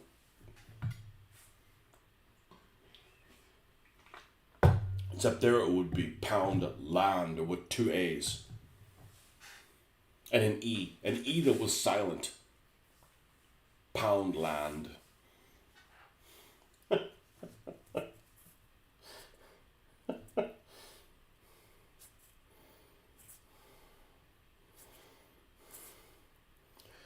Nobody expects the Dutch.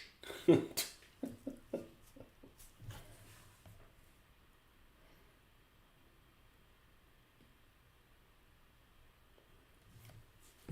if you did go to a whorehouse in Holland, right? Not that I have any interest in it, right?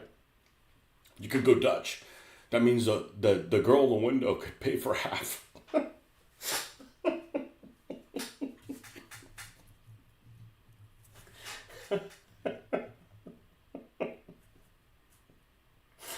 Oh,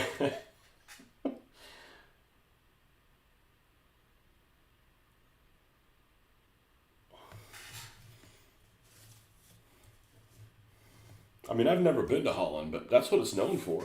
That, drugs, right? Legal drugs.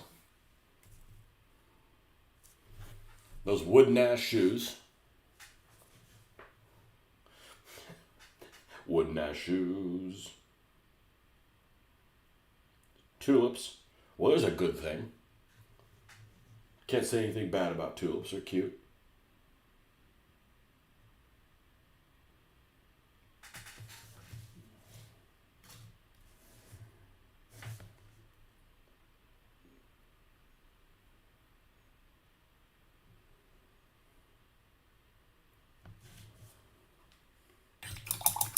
Let's bring back the blue.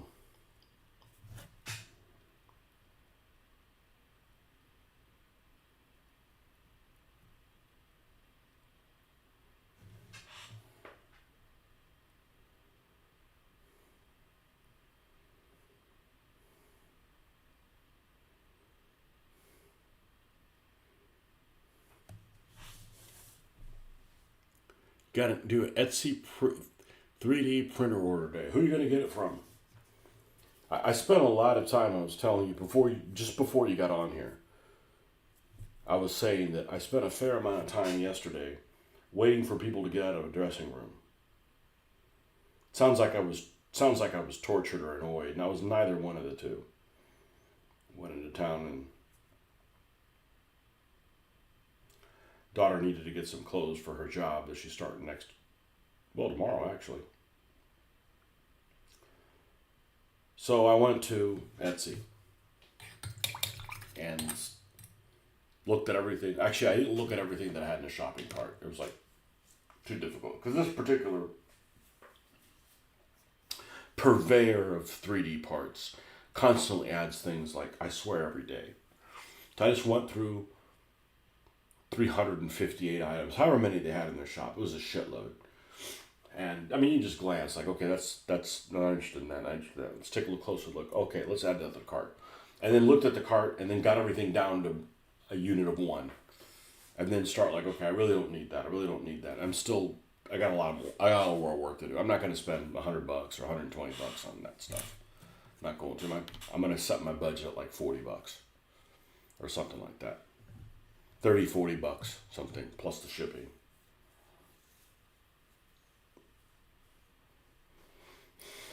But I haven't pulled the trigger on it. I'm not super motivated to do so. Like I said, sometimes you just need to just enjoy the stuff you have, not the stuff you don't. I know you don't have any of those items. It's a little bit different for you, but I try to have some kind of self-control for, to feel better about it. But there's some things that I'm really low on. And there's some things I have a plethora of. So I want to make sure we don't get any more plethoras of those things. Like I don't want another flamethrower. I got plenty of them still left to use. They're not very useful. The build slots make them difficult to use. You basically, if you have a flamethrower, unless you have a war rig, you're putting all your eggs in the basket of, I hope I get close enough to use this thing.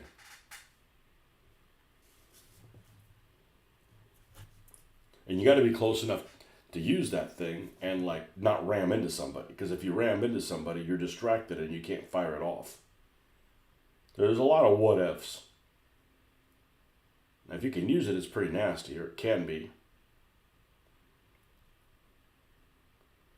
But, if you take something that has like the double range, which is like most weapons have the double range. And if you mount that on a turret, you're almost guaranteed unless you get eliminated before your weapons are active, you're going to get to use it. You need coral reef miniatures. What the hell you need coral reef miniatures for? Oh, I saw something that I don't think I saved it because I didn't know how. But I saw something that might interest you.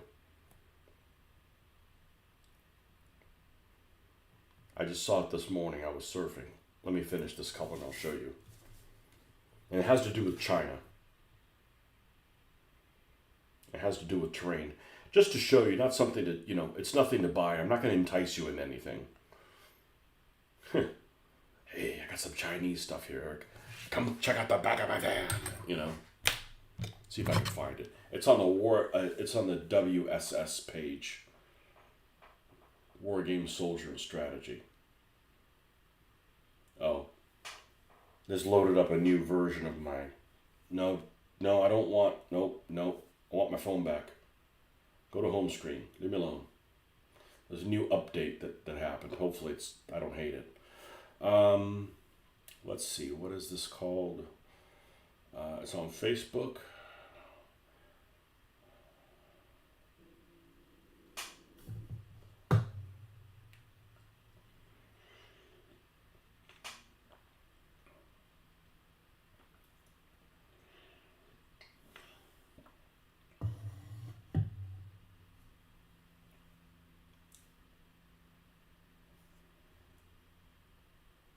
Let me go to, no.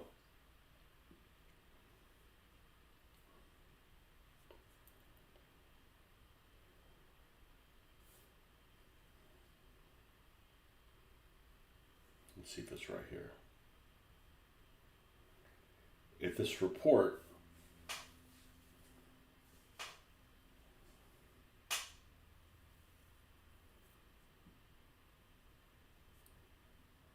of this battle that they did. Oh, this is not what I was looking for, but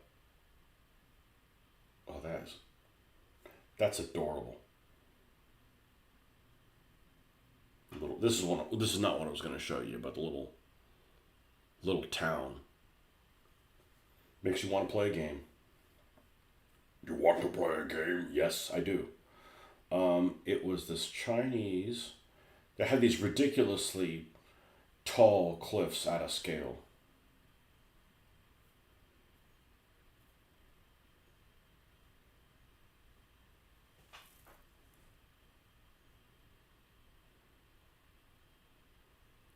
Two fat lardies present Charlie Don't Surf. Oh, this is cool. Oh, this is really cool.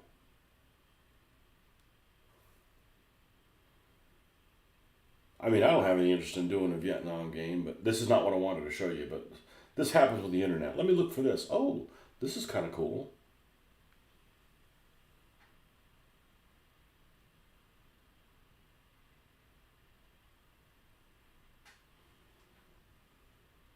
That's the thing about Vietnamese. I guess Filipinos probably the same way. You may not know the language, but you can at least read it, right? Like they use like normal characters.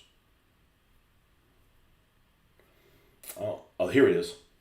See, so here's something that I saw for the first time this morning, but it was posted on May 17th. So I saw it immediately when I turned on my phone, but then I had to dig here to find it. Okay, let's see, what is this? League of Extraordinary Kriegspielers present Baron von Ungern Sternberg. Baron von Ungern Sternberg in God of War in 28mm, setting the East ablaze rule set. All right, well, this is Chinese, and I thought about you, Hoffman, when I saw that this morning. Let's see, let's kill some of this.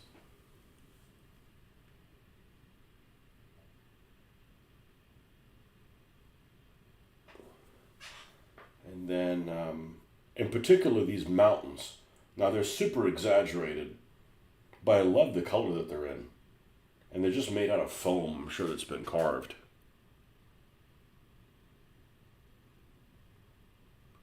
That's really cool.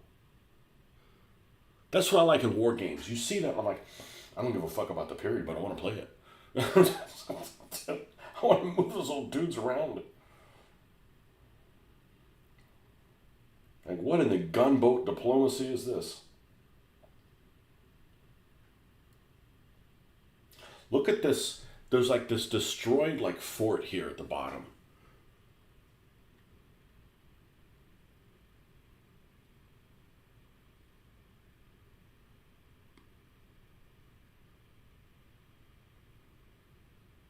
You want coral reefs to be spikes on his back. Yeah, they're exaggerated, but that's okay. I mean, they're exaggerated, but the color that they're painted with is not exaggerated. Right? I think if you exaggerate both, then it ends up looking like Dudley Do-Right.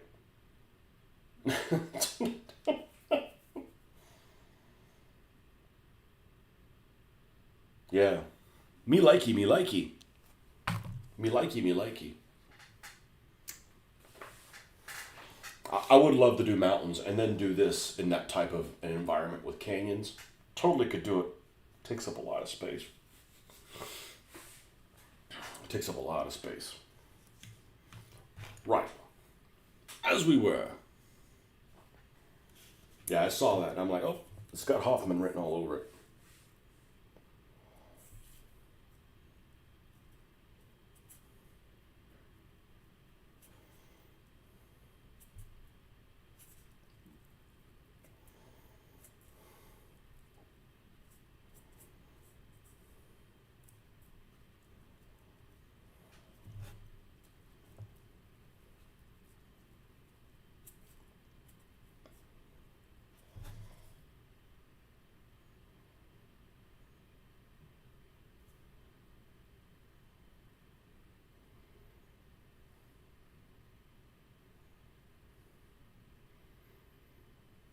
So the battle for Shanghai was in 37.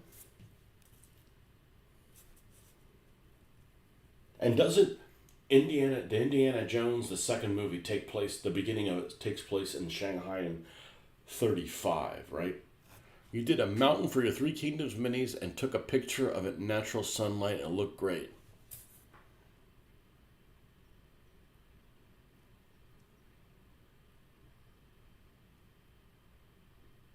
Yeah. What in the South's going on?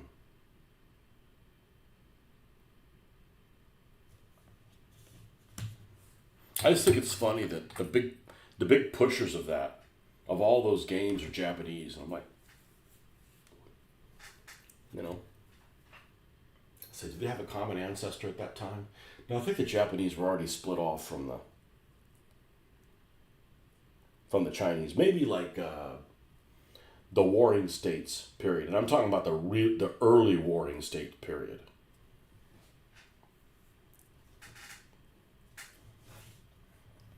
Like the 700 BC, the 700 BC Warring States.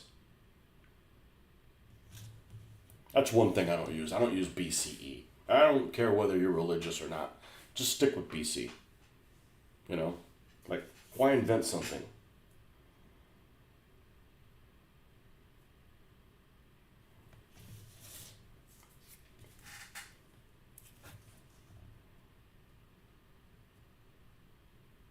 Why reinvent something? CE.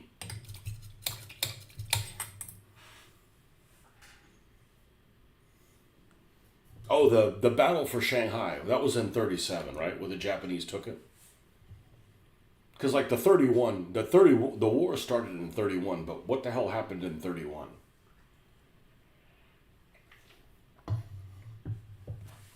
I'm hazy on that. I don't know anything about China, so I'm not studying it. No, I have a good reason why I'm not interested in it. Nobody makes miniatures for it, except one company.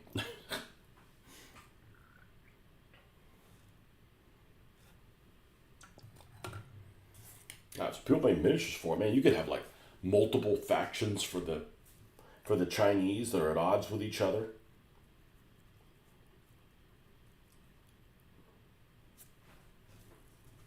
Rival warlords. One guy that probably wouldn't mind if something happened to the other guy, even if they had to side with the invaders. I'm sure that happened in real life. I think another thing that would be really interesting would be to do.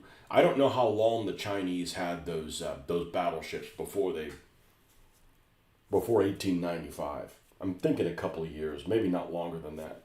But there's some kind of setting that's like in 1894, 1893, where the Chinese are the ones that have the battleships, and all the Western powers don't have any battleships. They just have like cruisers over there. That'd be kind of cool.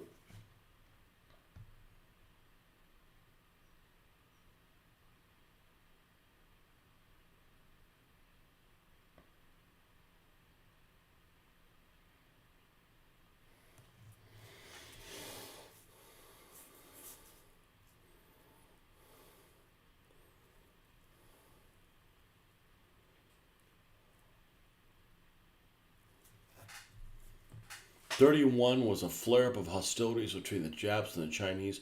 Saw a good Chinese name today. Hung Sao.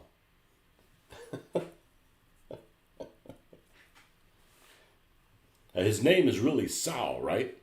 With the last name of Hung.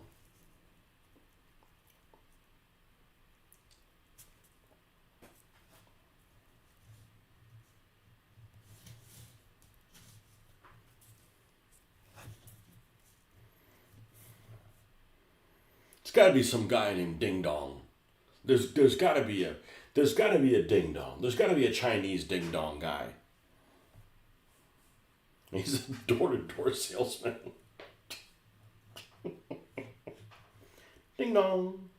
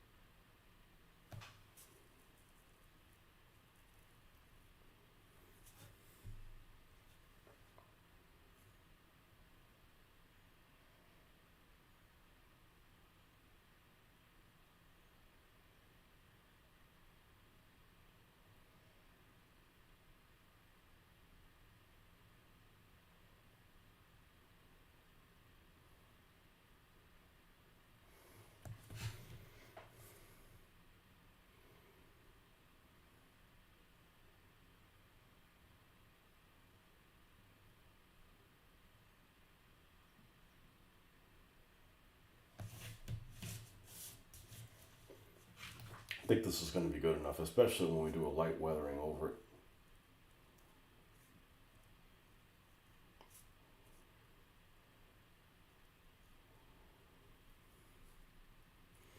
Made a custom drill ram out of green stuff. I'm hoping it comes out all right. I hate waiting. I hate waiting.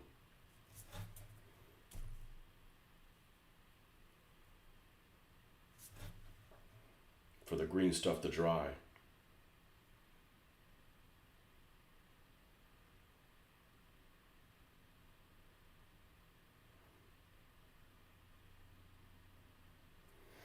I haven't experimented with it much. I have a feeling it's like an airbrush, only worse. Like the learning curve on it.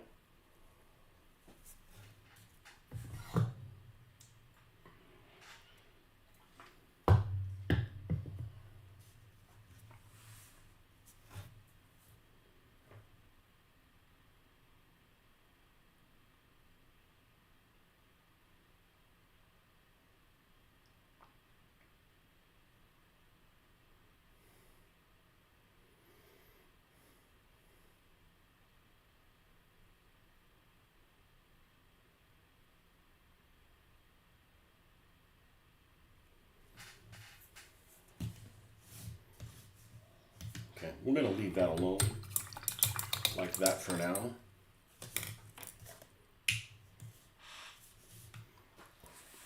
All right, let's go ahead and cross through this because we're not calling it this anymore. I'm not calling this the junkyard dog. That's boring. This is the Talladega Tallywhacker.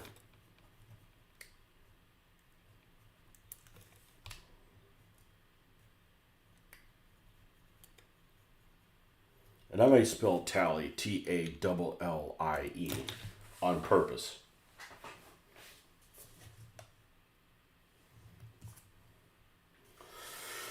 All right.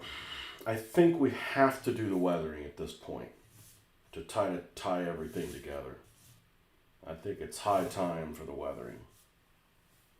And I got a dude to go up here.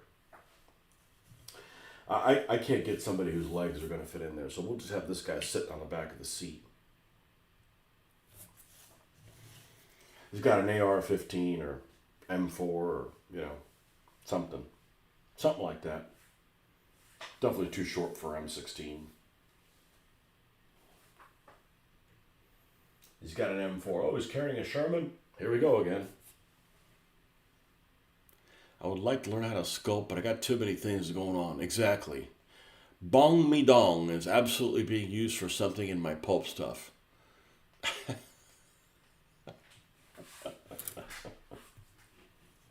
You've seen that article, how to speak Chinese or whatever. My favorite one is Something Wong. I love that. It's a great name for a character. Something Wong. Chin too fat. That's another one. Chin too fat.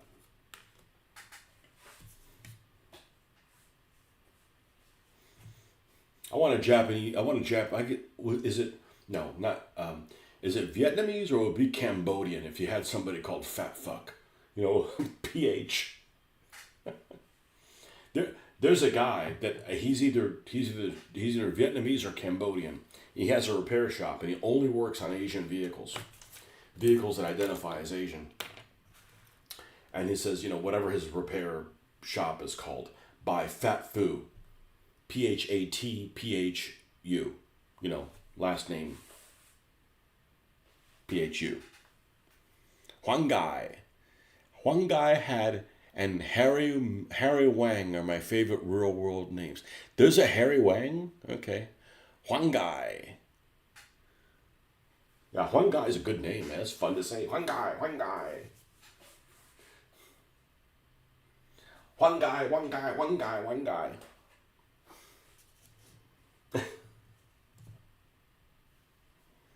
Yeah, some of those names are fun to say.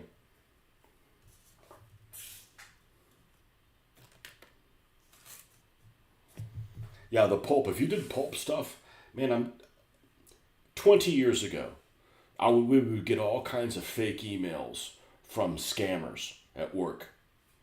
And this went on probably for like 5 or 6 years. You'd get all these emails from a random named person with a random first name and a random surname. And they were just random what got sent to you.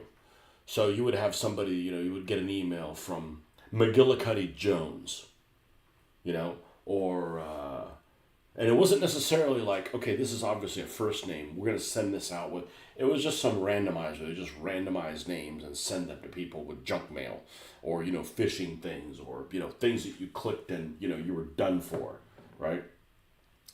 So you get something like,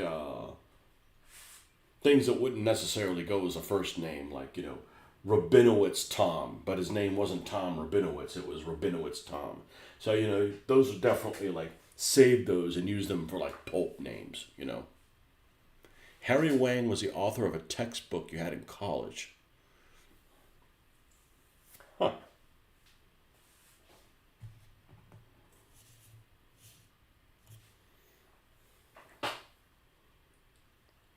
Yeah, so save some of those pulp names.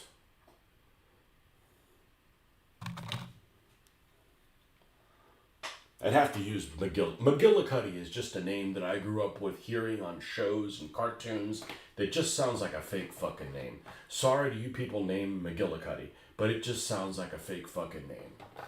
Like nobody's freaking called that. Like it's the most ridiculous name. Like it sounds silly. Like there's no way that somebody went to war. I can't believe you dishonored the name of McGillicuddy. Actually, probably not. Oh, I can't believe you dishonored the name of McGillicuddy. I'll have a drink. It's one of those fake names that you hear like in all kinds of, Scooby-Doo and shit like that. It's like, that's not a real name. Nobody's named that.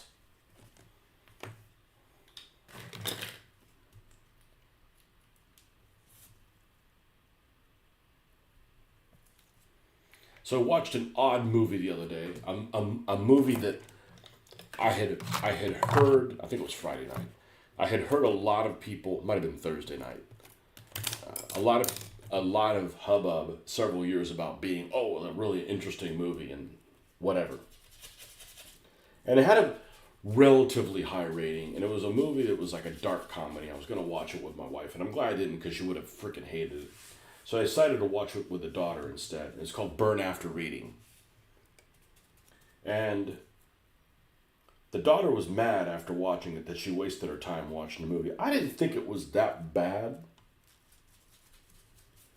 but it's definitely kind of a,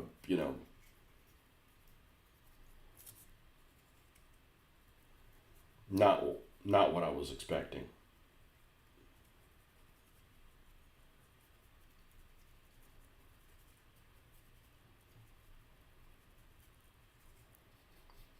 It's just, I mean, I watch movies, I talk about movies because everybody watches movies, but man, movies just aren't worth watching, Dick Trickle, that's right, he's a race car driver, right?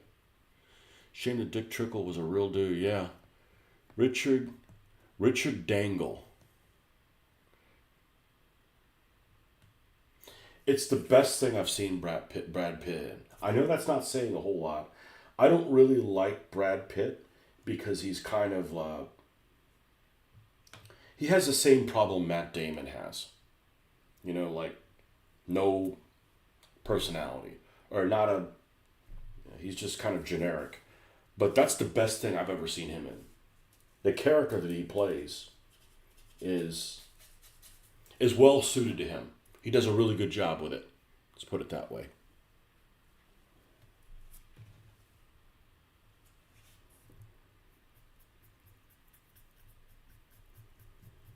He does a really good job with that.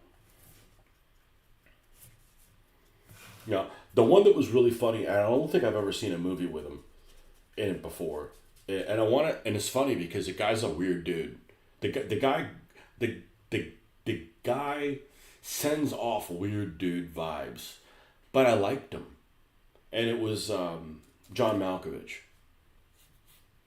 I really like John Malkovich in it, and I'm like, okay, I want to see something else with John Malkovich in it. And he's like, he gives off this aura that, I mean, he might be a nice guy in real life. He gives off this aura that he shouldn't be around children. I'm just going to leave that right there. Maybe it's just the way he carries himself, and that's not why I liked him. I thought his character was really, really funny in that. But, most movies are worth watching once, even if it is Der Tiger,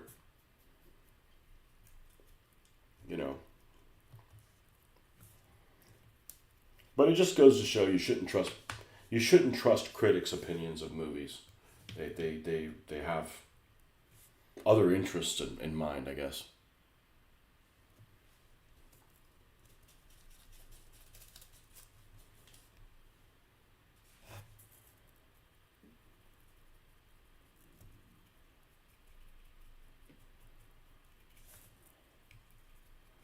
I recommend you watching.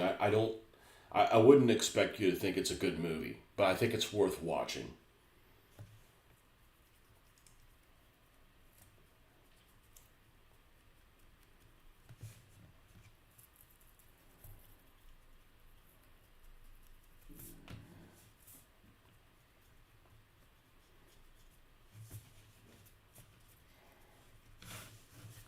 Okay, that's enough of that color.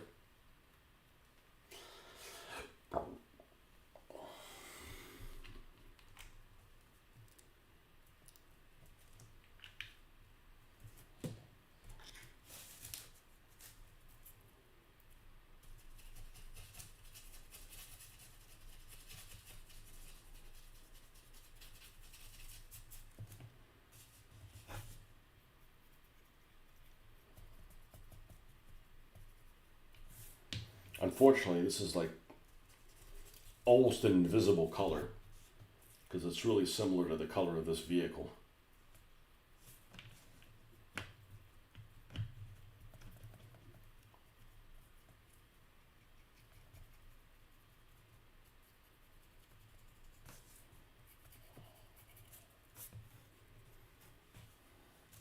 However, it's going to be more useful on the.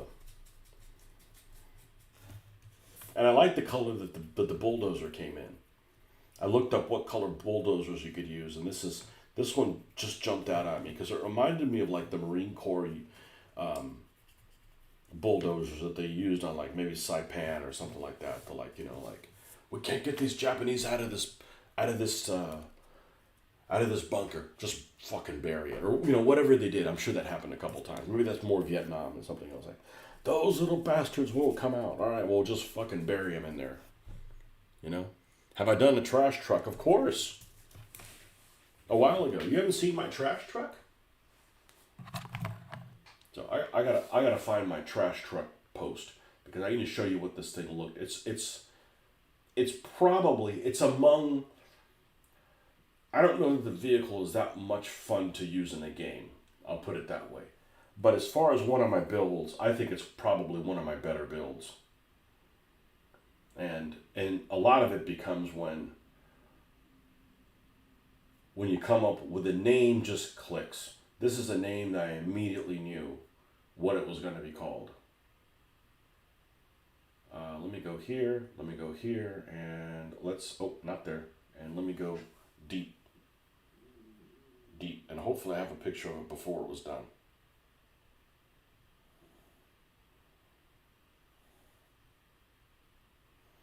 I've only used it once in battle.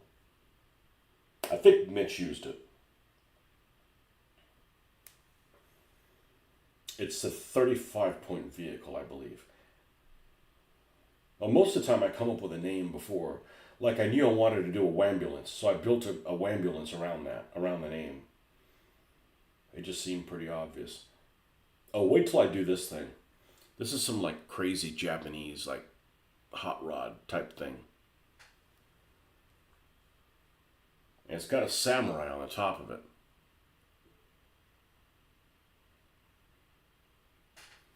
Kind of wacky. But I picked that up. Got to use that. Let me see where I can find it. We're getting real close.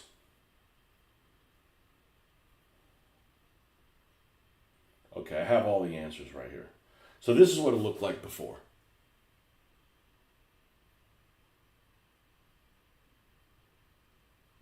It's a matchbox. E-waste removal. This is the color it came in. Like, well, that just won't do. And immediately thought, I know exactly what I'm going to call this thing. White trash. So, we painted all the things that were orange, made them white, and weathered the hell out of it. And it has a fair amount of weathering on it. And I think, I hate when this happens. I lost my spot. Sons of bitches.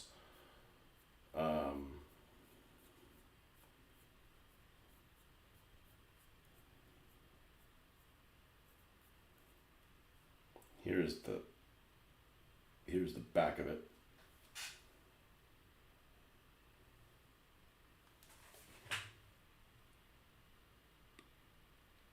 Got a little dude back there. He's not permanently glued on there, but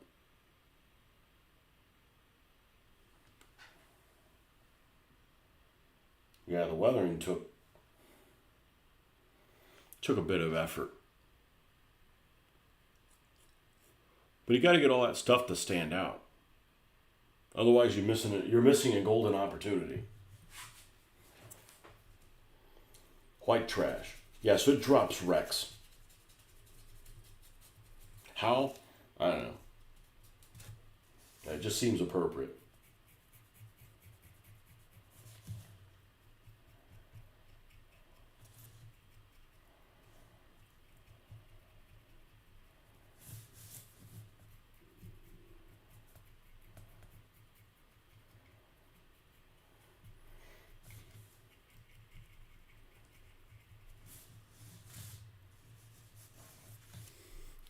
And we were talking about white trash. I don't think I saw it. Sometimes when I'm painting along, I'm not watching, you're only listening.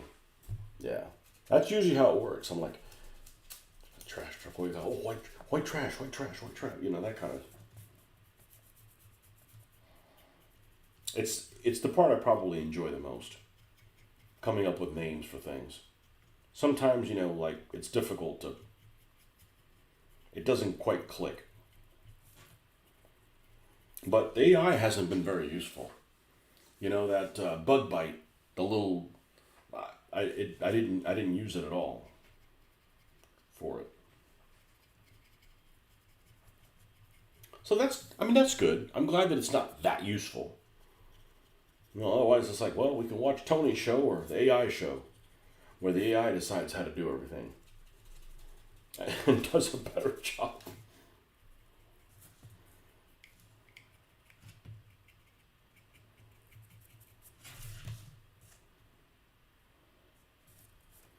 This is one of the more apocalyptic looking builds. I tend to not do those, only because, I like the vehicles to look like real vehicles. I like the vehicles to look like real vehicles.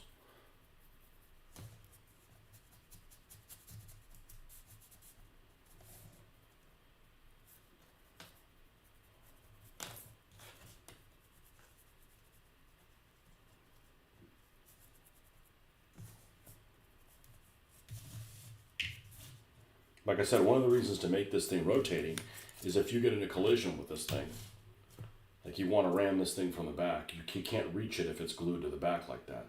So just move it out of the way, and then you have your hit, and you do whatever, and then you can move this back into place, kind of thing. Yeah, it's one of my favorite builds. It's one of my favorite builds.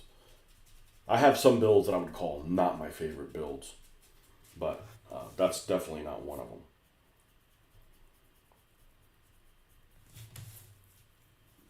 One of my least favorite builds is probably Ramrat, because it came in some awful auburn type colors.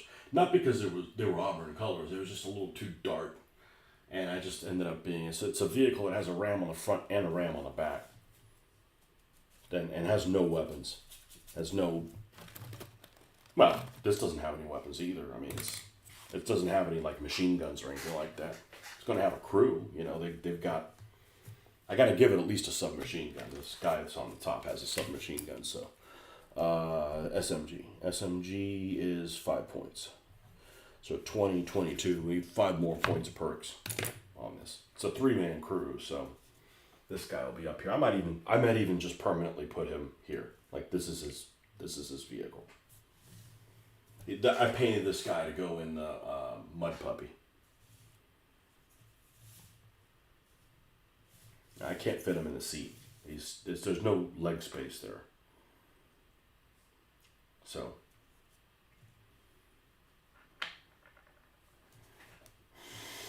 Okay, Iraqi sand time, and then we do drippings.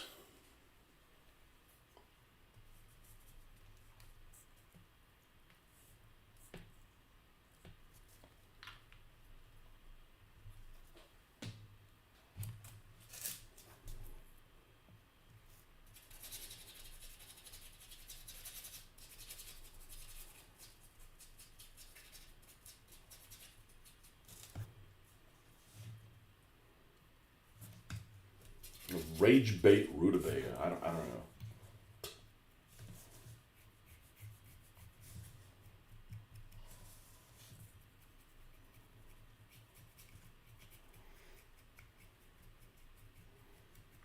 I'm definitely attracted to names that have the. Is it alliteration that I'm thinking of? When you're talking about, rage bait rutabaga, or like Talladega tallywhacker, or compound words. There's 2 words, and they both start with the same letter. Whatever that's called. I don't know if that's alliteration. I'm not an English guy. Hell, I can't even tell you what color and value are. And I'm a painter. That kind of stuff's not that important to me.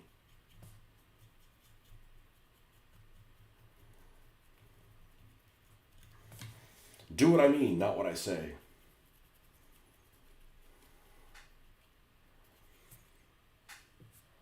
An alliteration? Holy fuck. I should write a book.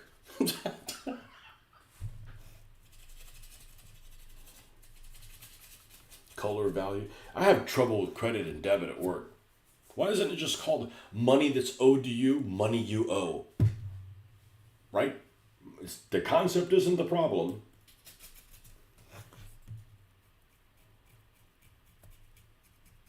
Never could wrap my head around that. The nomenclature of it, not the concept or the meaning of it. The meaning and the concept is like obvious.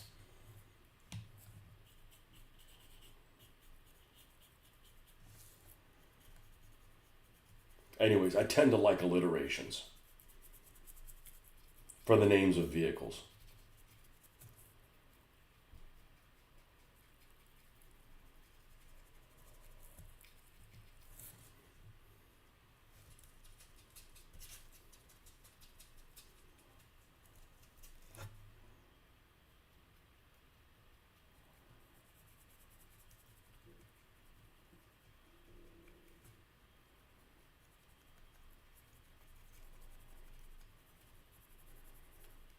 People tend to like these vehicles that look like they wouldn't be able to go on the road.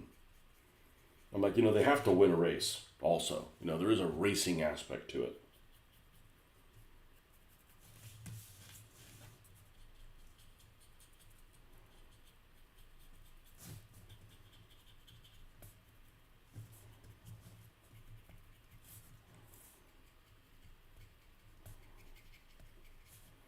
This 3-color combo of chocolate brown, U.S. field drab, and Iraqi sand just works stellarly almost all of the time.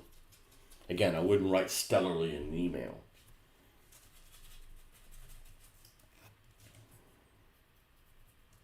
But you get the point across what I'm trying to say.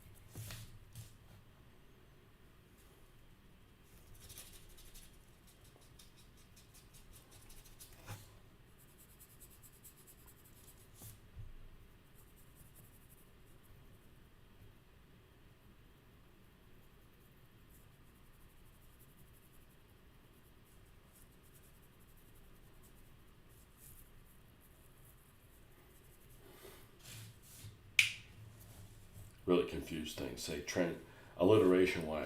Say onomatopoeia when I want to say triliteration.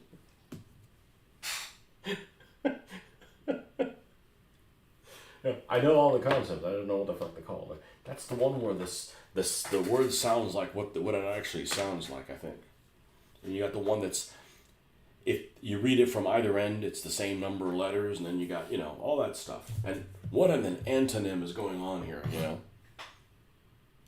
You said as Iraqi Santa, keep an eye out for it. Yeah, that's actually the suggestion from Flames of War. They had there's this section, I think it was on desert bases, and they give you like these little like swaths of how they did these bases, what they look like, and here's the 3 color triads that they used in dry brushing in succession. And you could see the end result. But that's the thing about dry brushing is you might dry brush 3 colors, and you're like, that's gonna look like horrible. And then when you do it, you're like, oh, that's really good, but you need to see how it's finished. And the one that that's what I used for all of my weathering, unless it's like desert or mud, or the 90% of my weathering is those 3 colors, and they work really well. They're different enough from each other. If you dry brush and use colors that are really similar to each other, you're wasting your time. They need to be like different, but not like too different. So I was able to go on the Flames of War site and find something that the end result looked really good, and I've been really happy with it ever since. I've been, I've been doing that now for years. I'm not going to take credit for it. It was their suggestion. The genius there that came up with that. All right, I'm gonna go to little boy's room, and we'll go back and work on drippings on this thing. It's looking pretty decent. I definitely picked the right color for the bulldozer. There's no doubt about it. I'm pretty good at picking colors. I didn't want it yellow only because it's not part of the construction crew, guys. I put it yellow and it's like, oh, so it's a construction crew vehicle. Not really. You know, I had a car with a lot of missiles. I think that you needed. You're talking about this. You're talking about what's he called? Sandstormer, sand something stormer. He might be Sandstormer. I don't remember. I had so many freaking cars. You're talking about this guy right here. And this is a complete repaint. I think his base is dark sand. This is a complete repaint. Yeah, this. I wanted to use desert. I wanted to use the old rose as one of the colors for the desert, which is like a pink, without looking like fairy dust, which is a good name for a vehicle. Should I write that down? Fairy dust.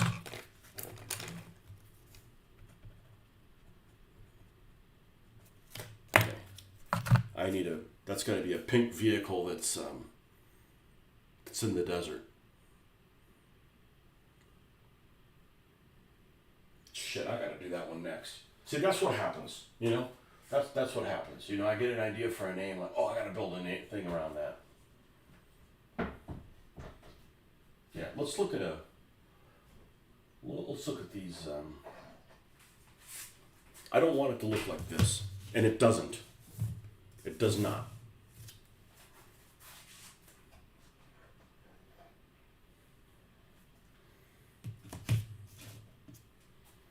But it could. I mean, he could be a mercenary. It's like, you know.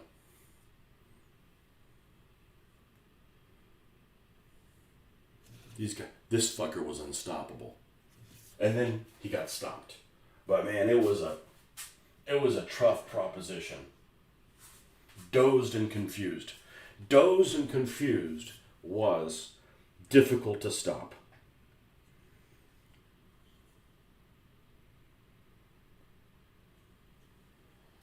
All right, I'll be right back.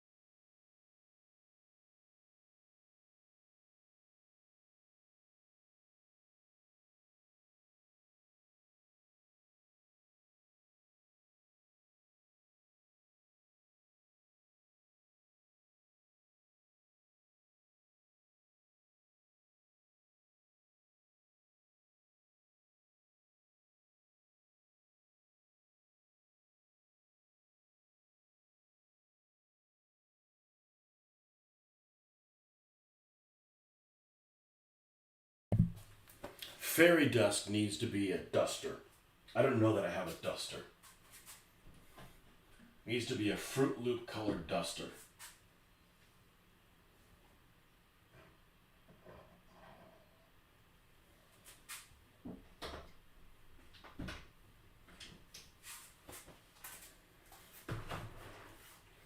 with like super like sand tire type thing.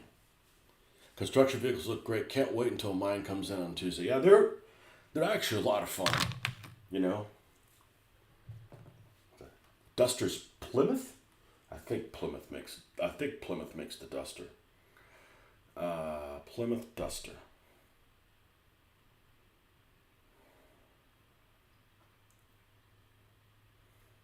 I don't have one.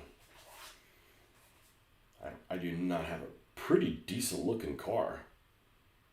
That's a pretty decent looking car. You know, wheels make a big difference, but that's a pretty good looking car.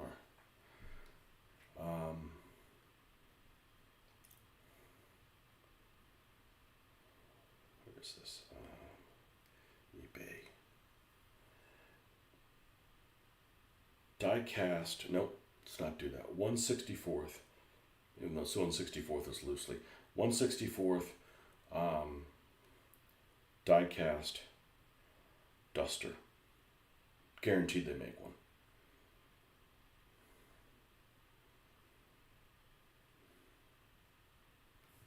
They make a lot of them.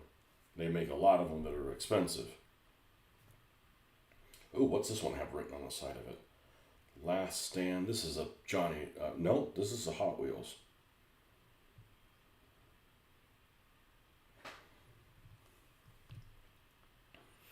Shit, wouldn't even have to repaint that one.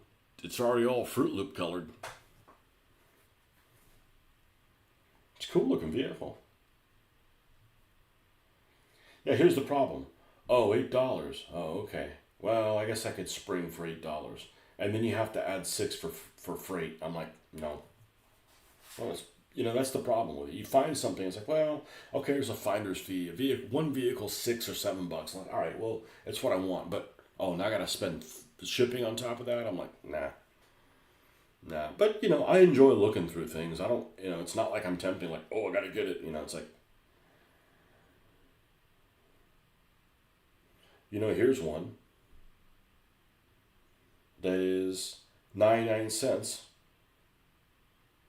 but $6.49 shipping.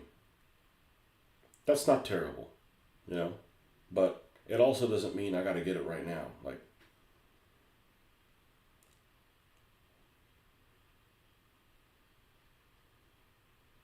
yeah, fairy dust.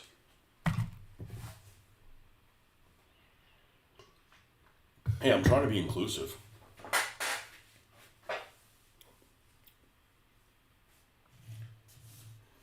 Everybody gets to die in gladiatorial combat, regardless of your preferences.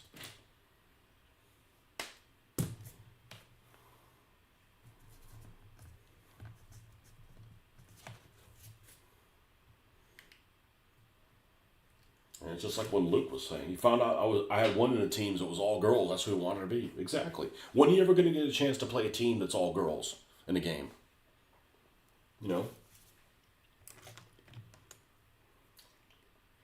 All right. There's some kind of emblem there. We're going to go ahead and paint that.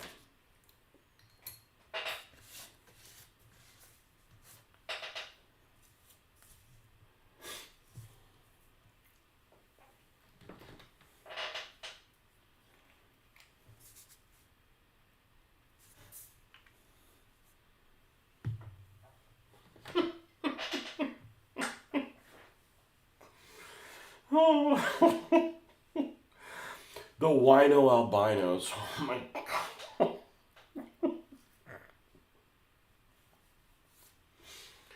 It'd have to be all white vehicles. That's a word that doesn't get used anymore. Well, both of them, really. But wino, you don't call people winos anymore.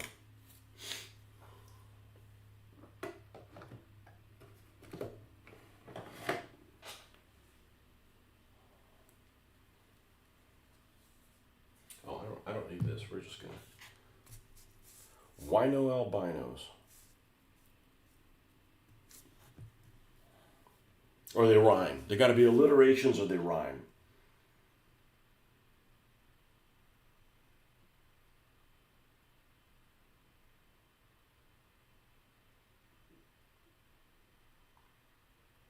Should have been in advertising. No, because I don't believe in trying to sell something I don't believe in. You know, like there's some products that you probably think that you think really highly of, whatever it is, that you could probably promote and nobody would even have to pay you. You know what I mean? There's products that, you know, that you're like a big fan of. But I couldn't like try to sell you a car or product that I thought was a piece of shit. I mean, I can't do it. It doesn't come natural. Maybe it doesn't come natural to anybody, but I bet that there are. I bet there's people that are just do whatever for a buck, you know. Let's paint these little lights that are up here. The wino albinos. You know, the good thing about white vehicles is they take weathering really well, like really, really well. The black vehicles take, and I don't mean, I mean the vehicles of the color black take weathering really well as well, but only some of the colors. You know, they don't take rust worth a damn.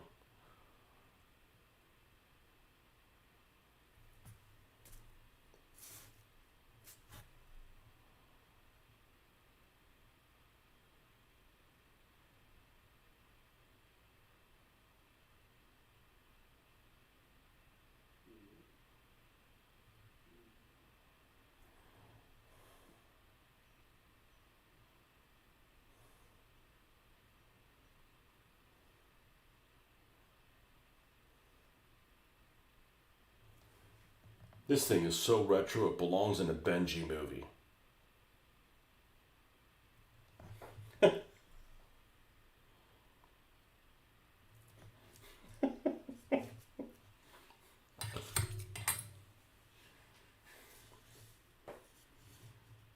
Okay, that gets the metallic treatment.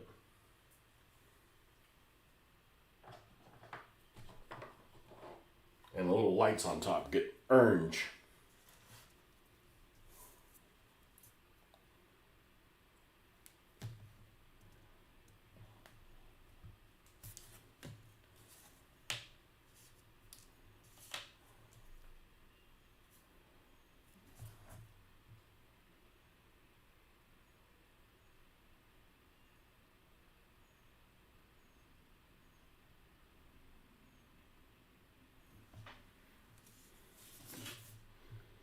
I don't know what that's the emblem to, but they put it on there. Rusty fits the name of the team. You're cool with that.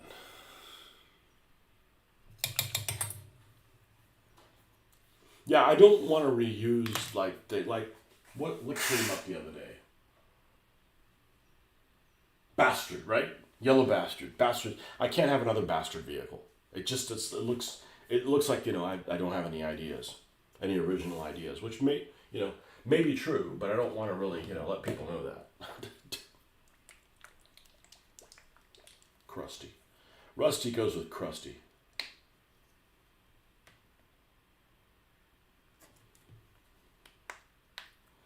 I need to make some urban vehicles that have rapper names. You know?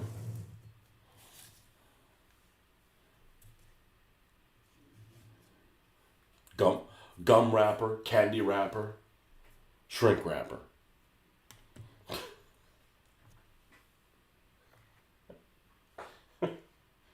This thing.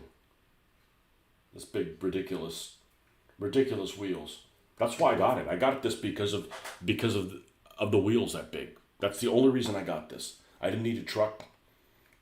Got it because it had ridiculous wheels.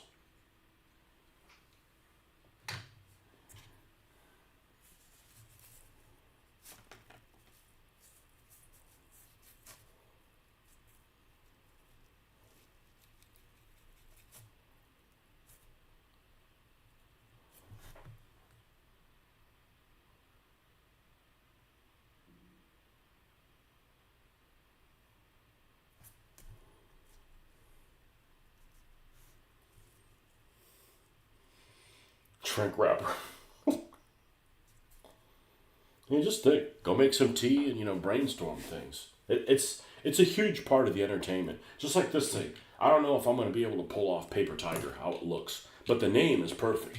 for a Japanese, for an Asian tank. Can't call it Japanese team anymore, right? We got a Chinese guy, we got a Japanese guy, we got Korean, right? We have most of them are Japanese, but we've got Korean, we got a Filipino that worked his way in there. He wiggled his way in there.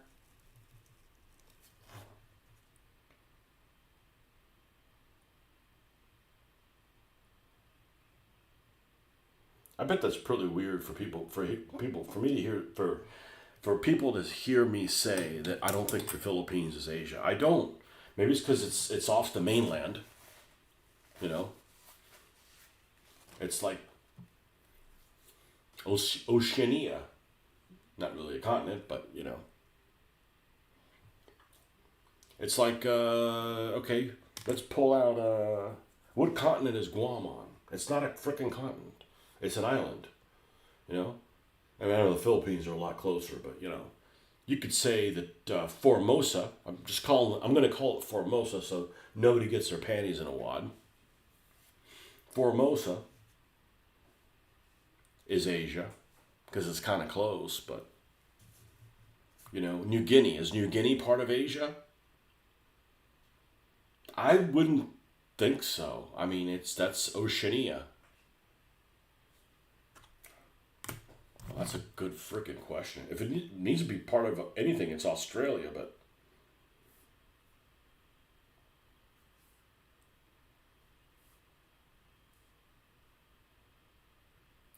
what continent is New Guinea considered part of? I said considered because it's not part of a continent. Continent of Oceania. Okay.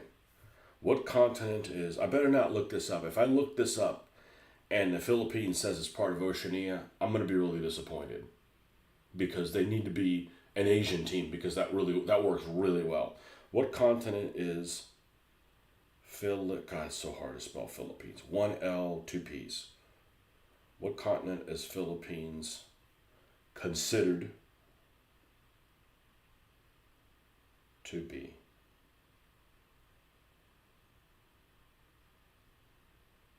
Asia.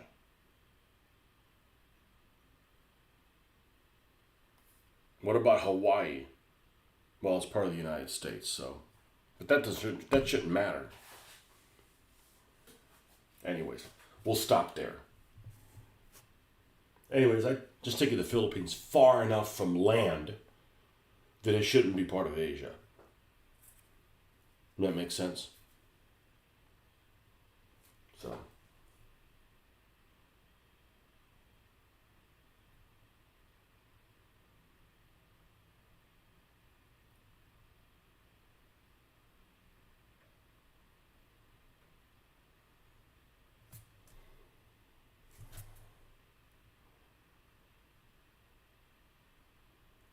There's just some things that are like the concept that are like, weird. Like if you had, a team called Asian Devastation and you wanted to put some car that was from Abu Dhabi in it. Abu Dhabi is in Asia, but not really. You got to get through India, which I also don't consider part of Asia. I mean, yes, it is. I'm just talking about like a themed thing. I wouldn't put Indian people and Chinese people on the same team. What do you mean? They're too different from each other for my world.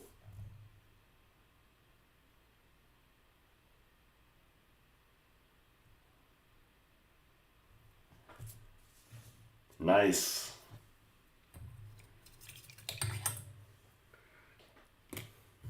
All right, be right back.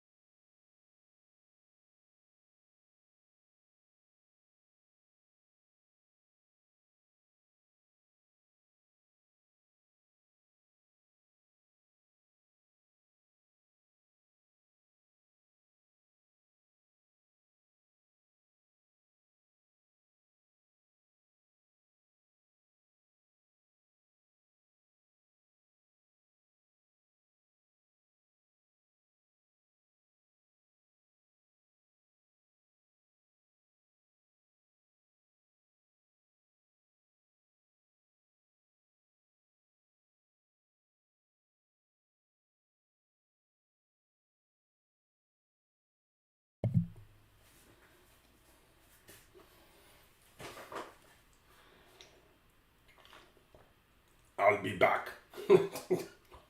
I, I'll be back.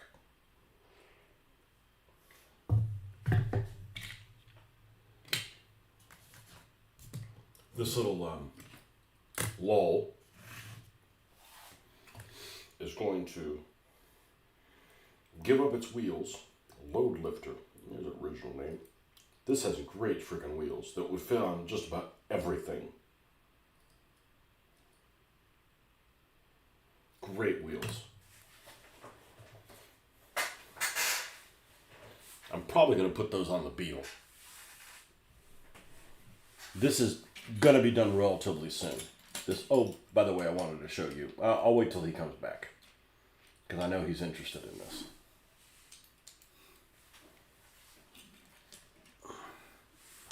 And then I can show you an example of my incompetence.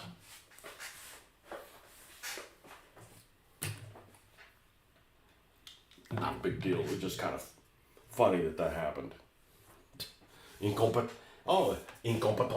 Yes, incompetence.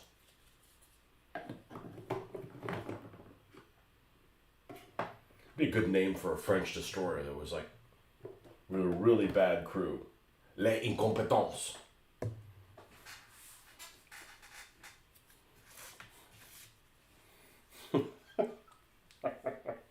I think we're gonna need a new one of these. We got a lot of, and we're gonna need strong tone in here as well. Les incompétents. It's really fast, but doesn't have a good turning radius. Or something.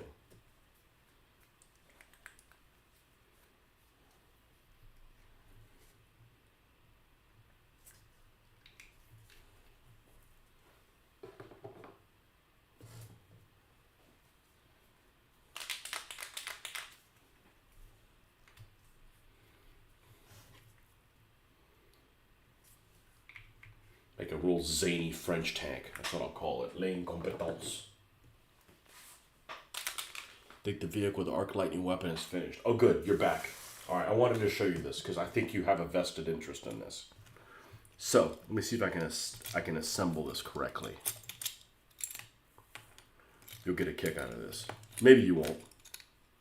I don't like, I don't mind showing my my incompetence. So these new vehicles that I got from Five and Below. Make sure I'm putting it on correctly. Have a screw in them.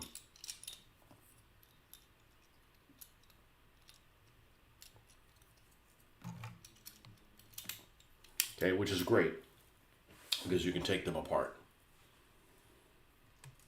Okay, this is the Beetle that has the additional armor or what have you on it.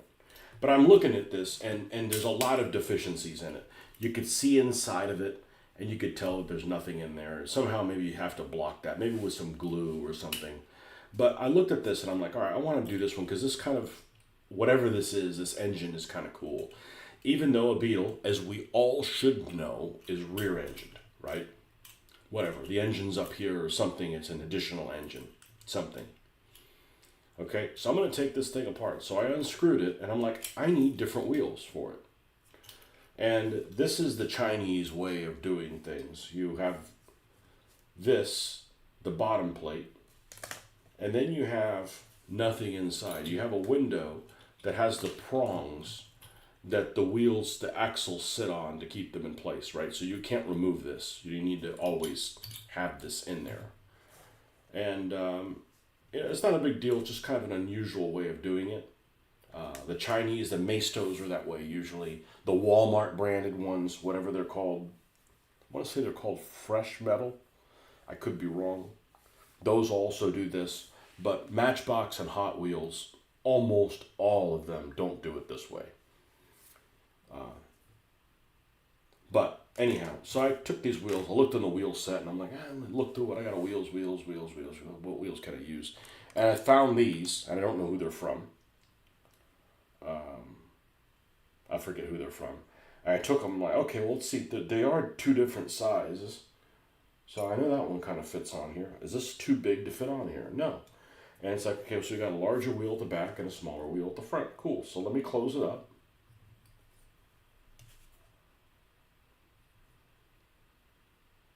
Let's see which way it is. Let's close this thing up and roll with it. And then I realized, well, this looks fucking familiar. And they're the same fucking wheels that I took off of it. Or they're excruciatingly similar.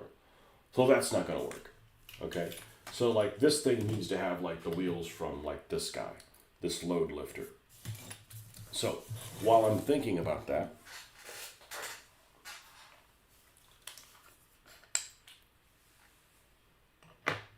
let's, well, let's not do that now. But it's going to have the wheels from here. But I did all that work just to put the same damn type wheels on it.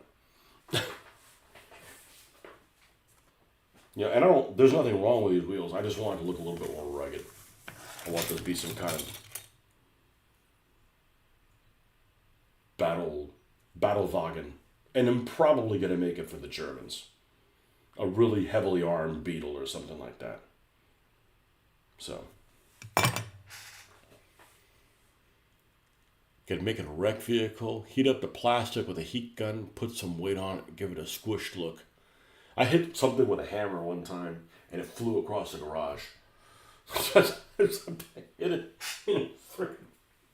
went like 12 feet.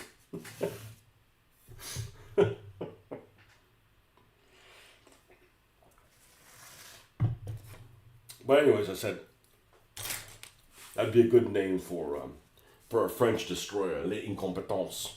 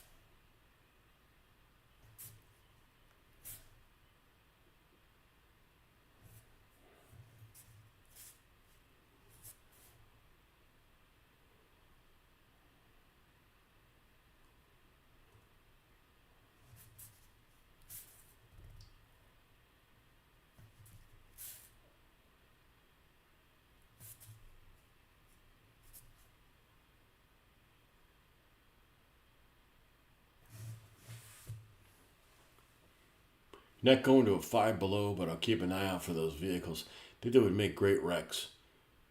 Yeah. Well, they're not worth getting. You know, I don't think they're worth getting. They're extremely flimsy. Extremely so. They almost look like tin. I mean, shit, I could like probably bend one in. I'm certainly not going to waste my time stripping it.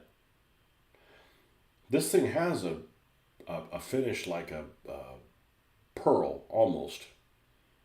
But I think they'll be fine, you know.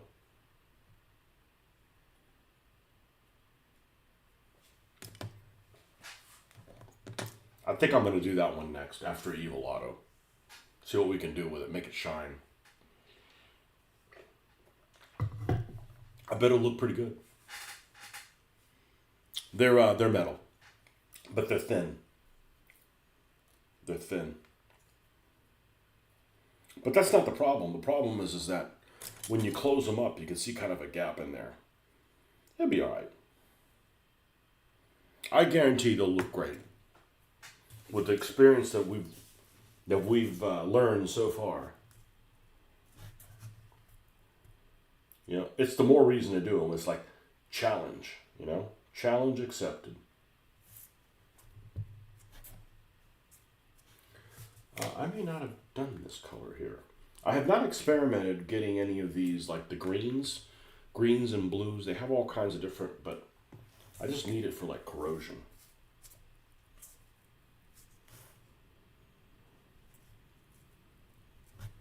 go around this rust here.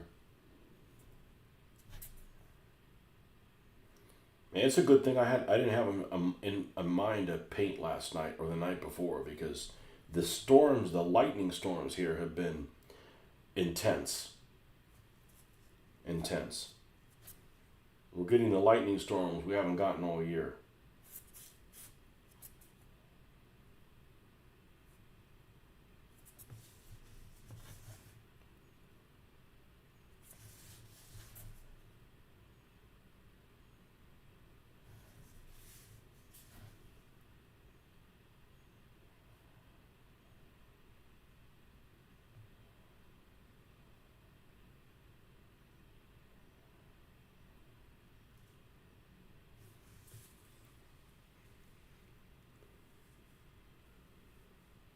Well, there's advantages to things being plastic. There really are. If you want to drill into it, plastic.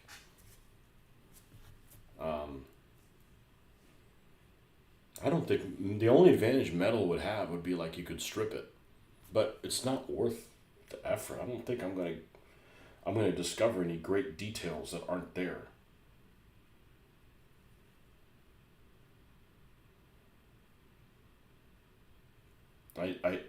I just don't think so.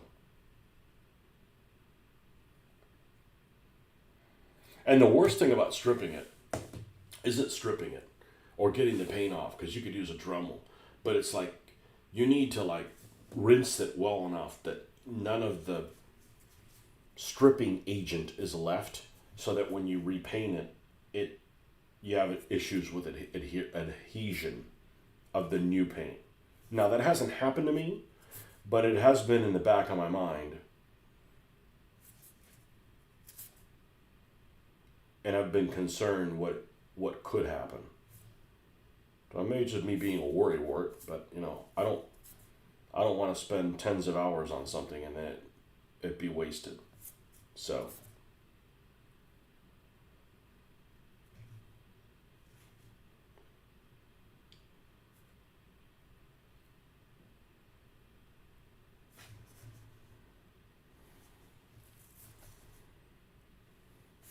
but man, that one night, whatever night it was, Thursday night, I think it was Thursday night. I could be wrong. It could be Friday night. Whatever night it was that I was doing this, I really had to rack my brain to see what pieces I was going to use to make this thing work. And I'm really happy with the results.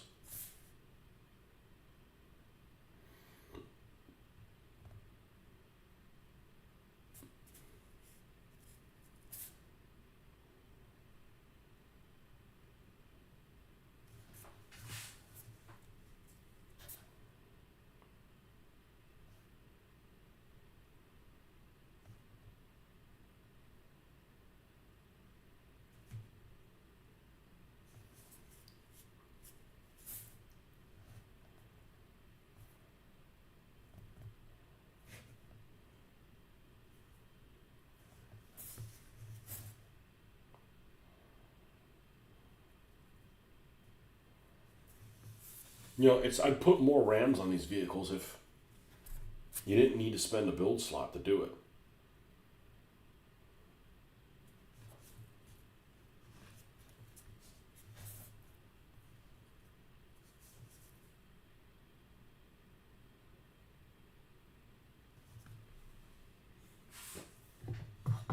So I think that bug is probably going to be, this bug is going to be a priority item.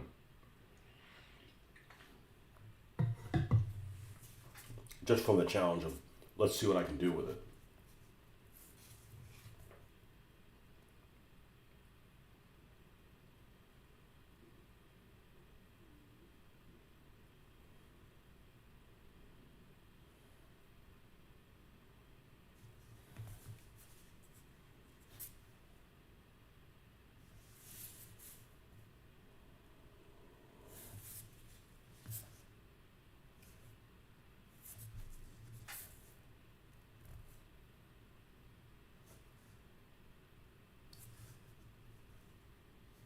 Could really spend some money when it comes to rams and weapons. Yeah, just taking it, take it in small bites like you've been doing. Enjoy what you have. There's no point in. It's a lot of fun shopping for things and not pressing the buy button. It doesn't cost anything. And I hate to sound like I'm frugal about everything, and I'm certainly not, but it's okay. It's good. It's just fun looking through things. Now you found something else to like. Oh, let me go to Walgreens or whatever. I wonder what they have there. Doesn't mean you have to buy it.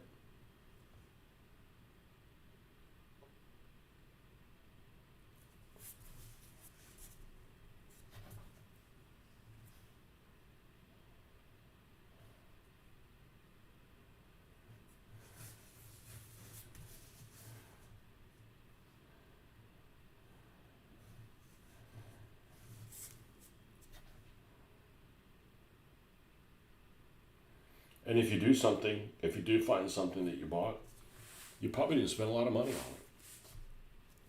So,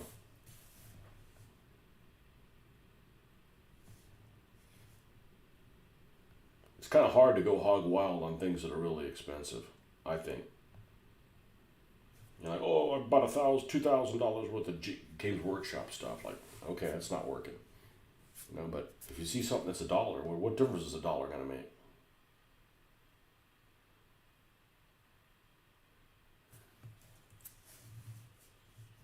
Getting to the point where the bits that I have aren't giving me enough variety for your vehicles. Yeah.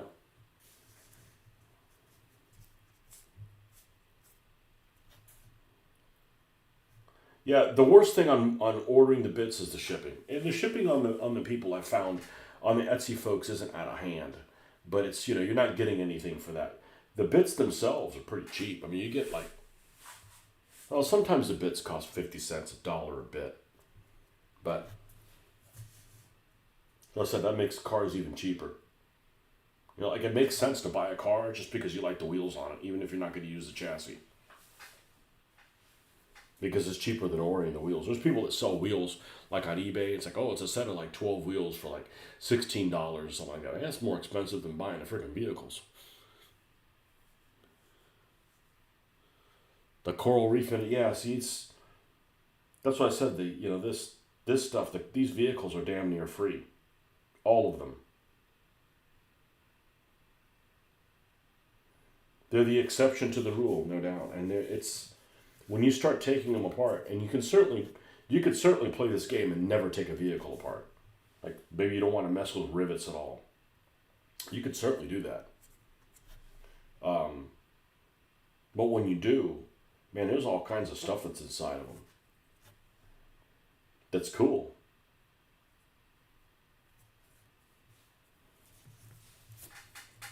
All right, let's put old redneck dude up here. How about it, Bubba?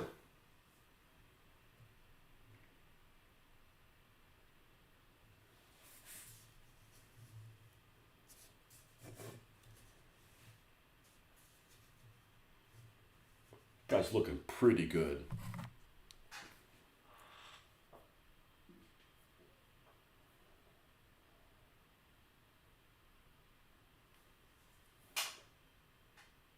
I think sometime in the future, though, I probably am going to make some of those cliffs and do a race in between the cliffs.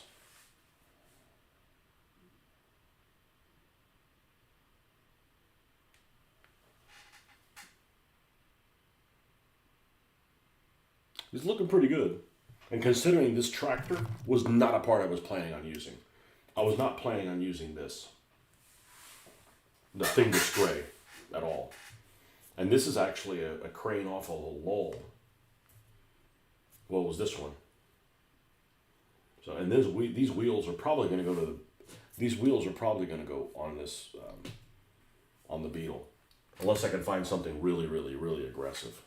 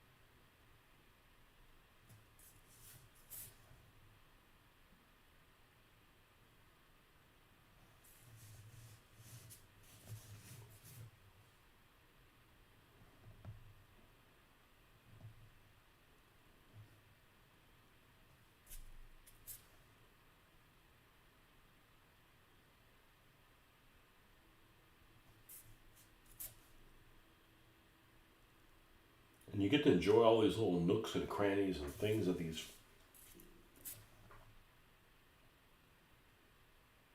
these toys have.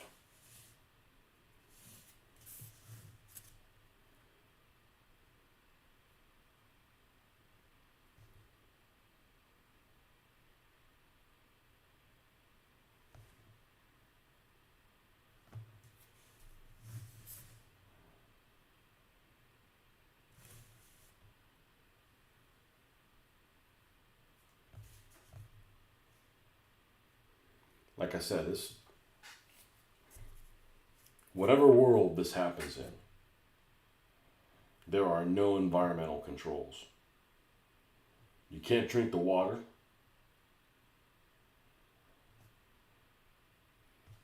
And corrosion is accelerated.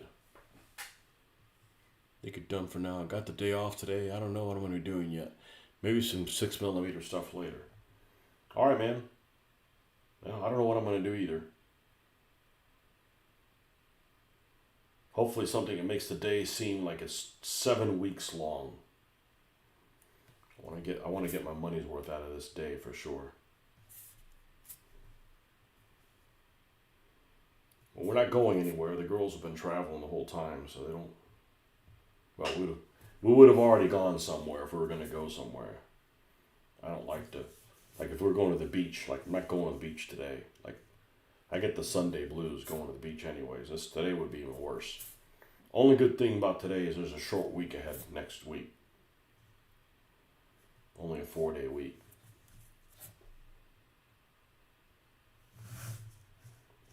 I think this is about done. So. All right, man. All right, folks. Thanks for coming by. We'll post some pictures of this guy and